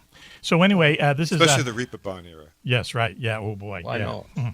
Yeah. This is our special Halloween special. So, and I know that you have 1,000 ghost stories, but please tell us your favorite one. Okay. In the 1980s, the Science Museum was foolish enough to give me a whole World War II airfield to play with at Rawton, former home of number 15 Maintenance Unit, the Royal Air Force.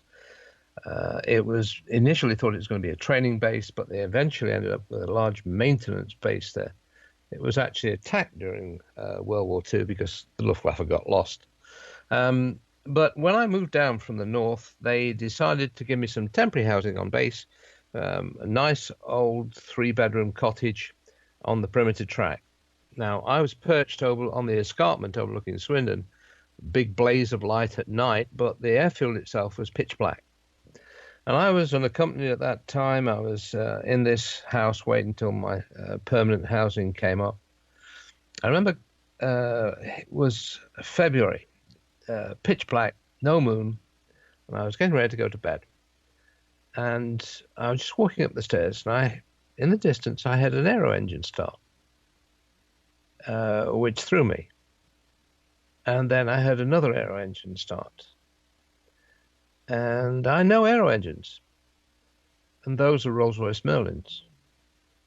So I went to the bedroom window, and I looked out, pitch black, couldn't see a thing. But I could hear these engines. They ran up to full power and then slowly backed off, and they ran down, and I heard them shut down. And that was very, very scary. So in the morning, when I ventured out, I drove around the perimeter track and got through to one of the maintenance hangars. I was chatting. And they said, yeah, well, Actually, we hear that sometimes. Over in the far side of the airfield, which wasn't our property, still belonged to the Royal Navy at that stage, number 7 site, was where they used to store the de Havilland mosquitoes that they had here. And then they used to scrap them. As they were coming out of the factories post-war, they used to land with the paperwork, wait until everything was sorted out, and a couple of weeks later, the mosquito used to be towed out into the middle of this number 7 site. A 3-ton capacity Coles crane used to flip it on its back. What? The NCO, used to flip it on its back. The NCO in charge used to throw 2 5-gallon cans of petrol into this aircraft and stand back with a flare pistol, and fire a shot at it. After everything had cooled down, they used to drag the 2 brand new but now distinctly damaged Rolls-Royce Merlin engines out from the mess and sell them for scrap metal. My goodness. What a waste. Yeah, total waste. And here I am trying to build a mosquito. Exactly. But that's another story. Okay. Real quickly, what's the progress like on rebuilding the mosquito? Oh, we're doing quite well at the moment. We've had our CEO and our Director of Operations, Wing Commander Bill Ramsey and John Lilly, attended a conference on tourism and the future of aircraft preservation at the Royal Air Force College Cranwell only 2 weeks ago. And gave a presentation on the project and were very well received. So, yes, we're doing okay. Great. And the here comes the commercial plug, folks. Please. The new limited edition 2018 calendar and the set of 3 mosquito specially commissioned Christmas cards are now available online. Excellent. Where can people go to? If they just Google People's Mosquito, all one word, that will take them through to the main site, and then they just click on online store, and we accept your credit cards. Excellent. No, it doesn't matter whether it's American or not. Wow. Okay. Great. Hey, Ross, thanks for joining us tonight. Okay. A pleasure as always. And Juan-Juan. Thank you, Ross. We're going to be doing another special with Ross coming up very soon. Secret weapons of the Allies during World War II. You always hear Nazi super weapons, but we're looking I didn't know we to had any secret weapons. Well, see, that's how good it's going to be. I'll be fascinated to hear that. Anyway, hey, listen, Ross, we'll talk to you soon, okay? Okay, Mike. Thanks a lot. Later. Okay, hey, Good night, we got to Ross. give him a... Hi, Juan-Juan. Bye. Thanks, Ross. There you go. The Sharper Edge with the Ross Sharp. Okay, the Razor's Edge. What is it? Do you know? The Cutting Edge. The Cutting Edge with Ross Sharp. Okay, all right. It's one of my favorite shows on the show. Anyway, why don't we take a commercial break now on the special Halloween special, and we'll be right back after this. You're listening to Mack Maloney's Military X-Files show here on the Distant Thunder Radio Network. Stay with us. Over the years, Air Force Major Hawk Hunter and his band of patriotic fighter pilots have fought tirelessly to reunite a fractured America, devastated by a Russian sneak attack. Now, returning from a mysterious space odyssey, Hunter finds a huge Russian army occupying New York City, ready to invade the rest of America.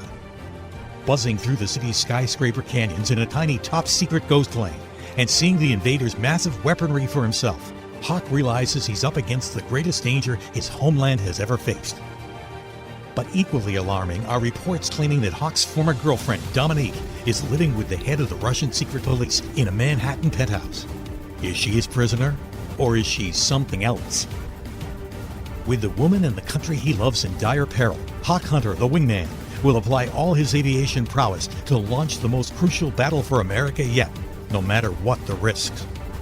Filled with fast-paced action, a wide range of aircraft and military hardware, Battle for America brings back your favorite characters from earlier books in the Wingman series and delivers a riveting story that reveals new insight on America's most famous hero, the Wingman. That's Wingman 18, The Battle for America. On sale now at Amazon.com and available at your local bookstore.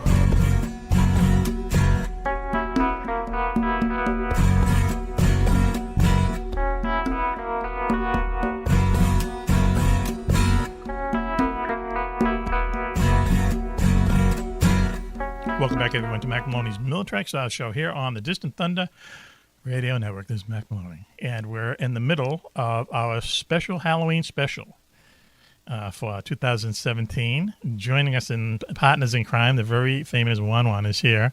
Good evening, Mac. It's Yeah. been a great show so far. Yes, thank you Enjoying very every much. minute of it. We have learned a lot about you tonight, my I know. friend. Ironically, on Halloween. We learned stuff that even I didn't want to know. Right. Yeah, that's how good it was. So anyway, hats off to you. Bravo for living, an exciting life. They should give you that beer contract, the most exciting guy in the world. I think he'd be perfect for it. What does he drink? Dos Equis or something? Yeah, who knows? I usually turn the I don't channel really on. drink beer, but if I did. Yeah, makes no sense, Anyway, also. What a great pitch man. Also with I don't us. drive Chevys, but if I had. Yeah. Someone once interviewed him. They said, what do you really eat at home? He says, cans of cream of mushroom soup. I mean, even I know that's slop. It's only for roast beef. Right.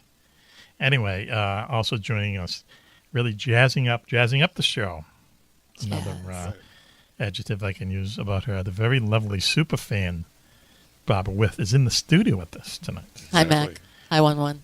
Okay, so you've been here for quite a while. Just give us a thumbnail report on what you've seen.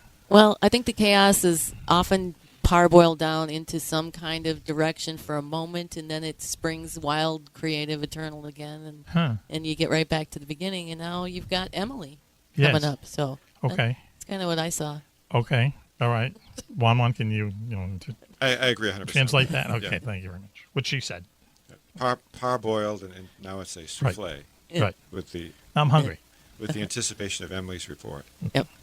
On the phone with us, joining us on this special Halloween special, our good friend Emily Mittermaier, calling from the middle of the country, Cincinnati, Ohio-ish. Right, Emily? Thank you for joining us. Thanks for having me. Am I right? You're in that part of the world? Pretty much, yeah. Okay. Middle of the country. Right. Okay. How close you live to Cincinnati itself? Oh, like 10 minutes. Okay. Yeah. I went down there for a wedding once on the 4th of July. A good friend of mine was getting married to a nice Southern girl down there. He, unfortunately, was from the Bronx, which, when they didn't have booze at the reception, it didn't quite go over too well. But on July 4th, they closed everything down. That was my experience, right? In Cincinnati? Yes. They do? Well, okay, maybe, some time has passed, okay? And then you go across the river into Kentucky. Is it Kentucky right across the river? Uh-huh. Yeah, Yep. Everything's open. Strip clubs, dance clubs, boats that have, party boats. Yeah, that I believe. Yep. Kentucky knows how to party. Yep, they do. So anyway, now you went down to the Great Mothman Festival in September, and we've heard nothing but good things about that festival. We went to a conference ourselves a few weeks ago, and a guy got up and he couldn't stop talking about how great the Wingman Festival was. The Mothman Festival. Mothman. What did I say? Wingman. Oh man. Hold Jeez. on. What? Yeah, that was. Why in the world would I say that? That was the cryptid guy, right? Keeps slipping out. Yeah. But he said there's a good vibe in their bands, and it's kind of cool, So, but you had a couple scary instances down there, right? Oh, yes, many. Could you tell us a couple? I can. I wasn't sure how much time we'd have, so I'll lead off with what is my favorite story, and I think the creepiest. And then we've got time. I've got more. Okay. Okay, so my favorite story came from the very first time I went to Point Pleasant for investigative purposes. The very first time I was there was by chance. Okay. And then I went back about 6 months later with a group of friends to actually do some investigating once I learned about the history of the place. And so a group of us, probably, I don't know, maybe 8, went out to what's called the TNT area, which is a couple miles outside of Point Pleasant. And it's where during World War II, they manufactured and stored ammunition. Yes. And it's in those bunkers that are out in the woods, and they're all grown over so that, you can't see them if you're flying overhead, and very out in the middle of nowhere. Yes. Cool. And that was then where the first sightings of the Mothman happened back in the late 60s as well. Mm-hmm. Once all those bunkers had shut down and they were no longer producing any type of TNT back there. High explosives, yes. Okay. Right. And so we decided to go back there. It was a Saturday evening. And we went into one of these bunkers or igloos. They're just like a dome-shaped building. There are 100 of them back there. And there are a few that are actually open that you can walk into. And so we went into one of them, And we had all of our equipment, like voice recorders, EMF detector, K2 meters, a spirit box. And so, we were getting all of our equipment set up. We thought we were all professional, all this stuff. Yes. And so we were getting things set up. And as I know and I don't know if the audience knows, but I'm very sensitive to when paranormal things are around, whether it's ghosts or just a strange energy, sometimes inhuman entities of some sort. Sure. Strange energy. Yes. Go ahead, please. And I'm not talking about the people I investigate with. No, that's okay. All right. Yep. Another show. Another show. Yeah. Yep. Okay. So we were setting up in the igloo. It was nighttime. It was dark. I think it was in August of 2008. Okay. When this was. So, nice weather. So we're in there setting up. It's very dark in these igloos even during the day. But we were getting our equipment set up, and I just had this overwhelming feeling that there was something there. It was watching us and just observing. Okay. And All so right. I thought, okay, fine, we'll see if we can contact it using some of our equipment. And so some members of our group, they got out the spirit box, which is the modified radio that scans real quickly through stations. And Okay. I think it's on each station, less than a second, Okay. way less than a second. So it goes real quick, kind of to create white noise so Yes. that the spirits can talk through it. Okay. So we turned that on, and I'm kind of sitting off to the side with my friend Heather, and we're just sitting there. I'm kind of meditating almost, Yes. trying to, open my mind so I can, get messages from whatever may be there. So I'm sitting doing that, but fully aware of what's being asked to the spirit box. And so they're asking, is there anyone here? And the spirit box says yes. And if you've worked with the spirit box, you know that if a word actually comes out, Right. it's very rare because it doesn't stay on a station long enough for a Right. word to come out. See, at that point, I would just run away screaming. Yeah, I'm you know what I thinking- mean? I would just Well, whoop, I'd be gone. Just wait. Okay, go ahead. So they're still asking questions. I'm just getting really uneasy, thinking there's definitely things here. It's not just like one, lone ghost wandering around. It's something else. I don't know what it is, It's a but crowd. I don't feel good about it. It's a crowd. Okay. Yep. So they're asking the spirit box, where are you? And it said, on top. Oh, And I'm sure there's a Sorry. bump in there. But and it said on top. And so they said, on top of what? And the box responds, on top of the igloo. Oh. So complete sentence. We are sitting in the igloo. they get it, What we are don't the have to odds that that's going to be said on the radio, right? Yep. And so we're all kind of in disbelief. So they ask again, what are you on top of? And again, it said the igloo. And so I'm thinking, oh man, okay. What? And so all of a sudden I just get this impression in my mind. I don't know where it came from, but it was just, it's time to go. Yes. Time to leave, pack Yes. up, let's go. Yes. And it wasn't me being scared. I'm No. not scared of that kind of stuff, but I it was would like a be. voice came to me. Hi, it's me. That little voice inside your head. You spent all year taking care of business. Let Office Depot Office Max take care of you. There's this new HP Pavilion laptop with 8th generation Intel Core i5 processor. Save $200. Now just $449. Look at it. It's only $449 at Office Depot Office Max. Go ahead. You deserve it. Taking care of business. Offer ends 11/11. Limit 1. I mean, it's like, get out. Get out. Yeah. And you listen so, to that voice. You listen to that little voice. Yes, I do. So I turned to my friend Heather and I said, we got to go. Let's get these guys on the way out. Yes. Like, we got to go. And right as we got up and started going towards the door to leave, the spirit box, without any questions being asked to it, said, get out. Wow. So Wow. we all did. Yep. Okay. If you didn't need any more prompting, there you go. It's telling you to just get Mhm. out. Wow. It was loud and clear. Let me ask you a question. Now, that night when you went to sleep, okay, when you were alone in the bedroom and so on, do you have trouble sleeping, thinking that this strange thing happened to you? I don't. You know, Although that's I amazing. do always sleep with the TV on. Okay, right, Barbara. So do you know what I that mean? helps calm my mind. Absolutely. I mean, I that know would what bother the hell out of me during the long hours of darkness. That something really paranormal happened. Yeah, I can understand. But see, she just said she sleeps with the TV on. Right. So, okay. Well, so do I. Does that make me a the pansy? spirit box. I'm a paranormal pansy. Okay. One more. Hey, I You do it sleep too. with I'm not a spirit. pansy. You don't sleep with the spirit box on. There you go. Yeah, right. Now you're Oh talking. gosh, Juan-Juan. that'd be terrible. A spirit box and a tape recorder. Hey, Emily. Yeah, that would be scary. Thank you for joining us tonight on our Sure. special Well, that's Halloween special. Yeah, no, I have one more question that I have to ask her, and this is going to make exciting. absolutely no sense to you. Do you hear this? And Which and is I a just typical question for Mack Maloney. right. No, our security officer off air asked me to ask this question. Okay. Okay. Is there any way that Stiletto Steve? No, what's his name? Switchblade. Switchblade. Is there any way that Switchblade Steve? That's a bad look. Wow. I kind of like Stiletto Steve. I might Do you? call I him that bet. from now Well, we on. used to call him Stiletto, and he complained because in where he lives, up in the Bowl of Lake, Stiletto means high heels, right? Yeah, right. Mm-hmm. Where we not live, the it knife. means a switchblade. That's- It means a that's right. stiletto knife. That's So, right. Anyway, Oh. Which comes anyway. out from the front. Right. Anyway, not to now. This is not going to probably sound this funny, but is there any way that Switchblade has been sending sex toys to Juan-Juan? I know it's going to sound strange, but if you knew, would you tell us? If Steve was sending them, Yes.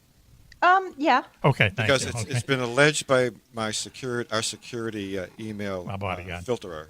Yep. The Mack's bodyguard. That he's received a box of adult toys. That's right. He said Oh. to check them out and make sure they Yeah. work. If I knew Steve was in on that, I'd let you know. Did you say you were going to check them out to see if they No, work? no, Did you he- say he's, that? He's checking them out to make Okay. sure there's nothing untoward Okay. happening inside. What could be untoward in a box full of sex toys? You know, what could be off? I don't know. Emily, thanks for joining us. Sure. Thanks for having me. All Great right. story, Emily. And yeah, it's a great story, is right. And let's give Emily a round of applause. It's scary. Okay. Don't think about all this ghostly stuff when you go to sleep tonight, okay? Oh, I won't. Everything will be okay. All right. Thank you, Emily. We'll talk to you again real Sure. soon, okay? Thanks. Okay. You Good got it. night. Good night, Emily. What a night as far as classing up the show, Juan-Juan. You talked to me 6 months ago. You said, I think we have to class the show up. And I was Googling these boxes. Here we are. You can get these things. And I'm thinking of getting a spirit boxes? box, yeah. And see if it says anything on the air. That'd be, Make it a co-host. yeah. Oh, a co-host from Ghost Beyond. box. Oh, man. Simplyghost.com. What we could do with that story. Anyway, thank you, Emily, for joining us. And why don't we take a commercial break now, and we'll be back to our special Halloween special. Lots of our friends are calling in with their favorite ghost stories. So stay with us. We'll be right back after this. After the events of 9/11, we thought America would never be the same. Our homeland was attacked, our fellow Americans killed by terrorists. It seemed like all hope was lost. Until a special group of patriots came together and defied the Pentagon and vowed to take revenge, but in their own way. They took the battle to the terrorists' doorstep, turning the tables on the murderers, fighting with no rules, taking no prisoners, until they became terrorists themselves. This is the story of the Superhawks, soldiers so secret even the president didn't know they existed. Their mission was to kill bin Laden, but they wound up saving the world. Superhawks, a new series for Kindles and Nooks by Mack Maloney, available on Amazon.com.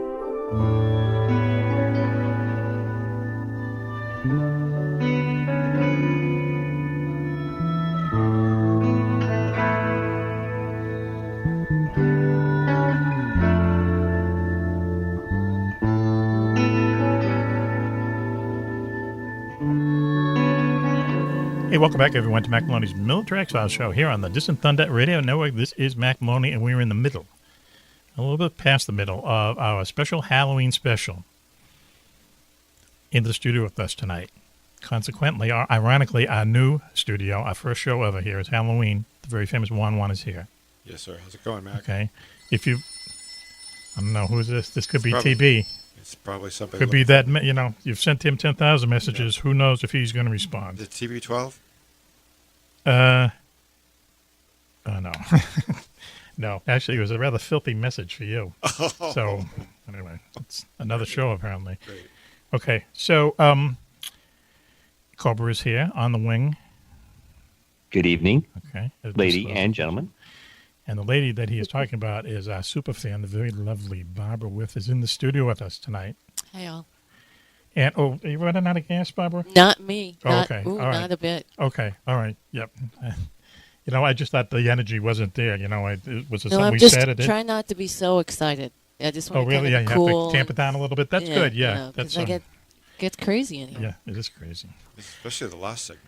Yeah. Yes, right. Oh, or the future segment, depending on how we wrap this puppy up. Anyway, this is our Halloween special. We're having our friends and regular guests call in with their favorite ghost story. Cobra, can you introduce us to our next guest? I would like to, Mac. In the green room, coming in to us is Ms. Robin Nimmo. All right, Robin Nimmo. Our friend from down there in Fredericksburg, Virginia, right? Yes, we're gearing up for our season. Mm-hmm. And you are a tour guide. You take people, tourists, I guess, or people who are interested in this, on a tour of all the ghostly places in Fredericksburg, and there's a number of them, if I remember right. Yes, there are quite a few. It takes about a good 90 minutes of walking to get our tours done and get everybody around to find all our ghosts in the city here. Okay. But, could if Juan and I went, could we have those little golf carts? Could we ride in golf carts behind the... Yeah, I'd let you guys do that, or okay. Segways or something. Okay, yes. Well, Segways, no, I'd rather golf. Yeah, no, okay. One's indicating this thing. So, anyway, when you were on with us the last time, I think I was surprised. I mean, I don't know a lot about the Civil War. I know that every battle was bloody, let's face it. And yes. But in Fredericksburg, they had this enormous battle. I've been down there, and there's still like Civil War damage down there, but a beautiful town. So, how many Union soldiers were killed there in the battle? There was about 17,300 some odd casualties in the Battle of Fredericksburg, but that was both sides actually. Right. Okay. All right. The Union had about 12,000 of that, though they didn't make out very well at all. And what was the date of the battle? It was December 12th through the 15th of 1862. Mm-hmm. Okay, and who won? The Confederates. It was the worst Union defeat since the beginning of the war, and Lincoln was known to have said, if there's a place worse than hell, I'm in it, meaning the battle was just such a disaster, and he really needed a victory that he didn't get. Jeez. Hey, Cobra, let me ask you a question about the Civil War. You would know this. I hope so. Yeah, or you too. But the armament, especially, they had muskets. Most of the infantrymen on both sides had muskets, right? They fired a black powder weapon. It fired the mini ball, and it also had a shape, and they were basically 50 caliber. Okay. So it looked like the bullet. And then for the Union in the beginning in 62, they did not have a lot of rifling in many of their muskets. The Confederate states did. That rifling is what gives you a little bit better control, a little bit better range. Right. But you had to reload and them. the injuries were grievous. I mean, they're just huge, terrible impact. That's why the medical advances were so great during the Civil War for things like battlefield surgeries, amputations, and led to anesthesia because of the horrible screaming and the restraining of wounded soldiers. It sounds like our show sometimes. Talk about biting the bullet when you got your leg. But Cobra, that's where the expression comes from. They all had to reload every time they shot, right? Yes. Okay. Why didn't they just give everyone pistols? Because the range wasn't good enough with the pistol, and you still have to reload the pistol. Yeah, but you can shoot 6 times at least, right? No. I never thought of the range. The pistols fired the same way. It wasn't until later that you started to get cartridges and then the rotating chambers. Oh, okay. So those came much, much later. I heard that once they gave them muskets because they didn't want to waste money on ammunition. Have you ever heard that? No. That story comes up. I'd like to hear what Robin has to say about that. I think that the manufacturing of those weapons was so well refined, that was the reason why they were not real eager for technology. The other part was the Civil War drove the practices to make the engineering good so you could take the parts off one rifle and put it to another. By the end of the Civil War, that's what happened. Many of the rifles that people showed up with their own personal weapons. Right. That they had, and they were handmade. Okay. I'd show up with a squirt gun or something. So I'm just going to try to do my part. Interchangeable parts revolution was really... Yeah.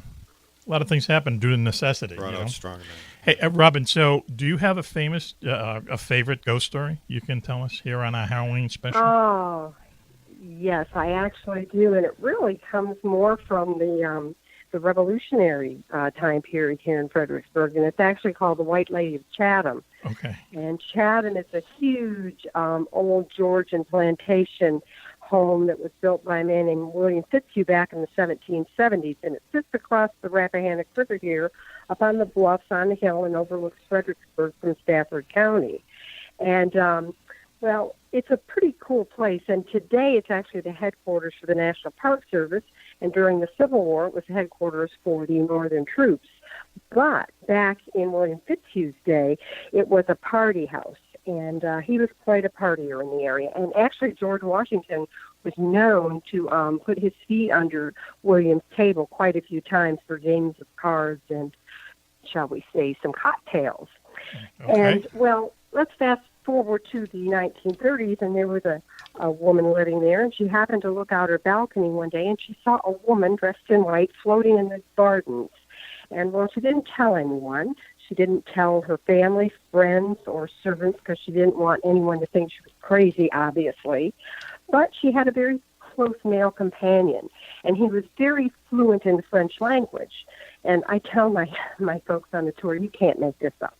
He happened to be in a library in Newark, New Jersey, and he was going through some books, and he found a ghost book written in French. And in one paragraph, it had the words Chatham and Washington. So, of course, it caught his attention, and he read the story.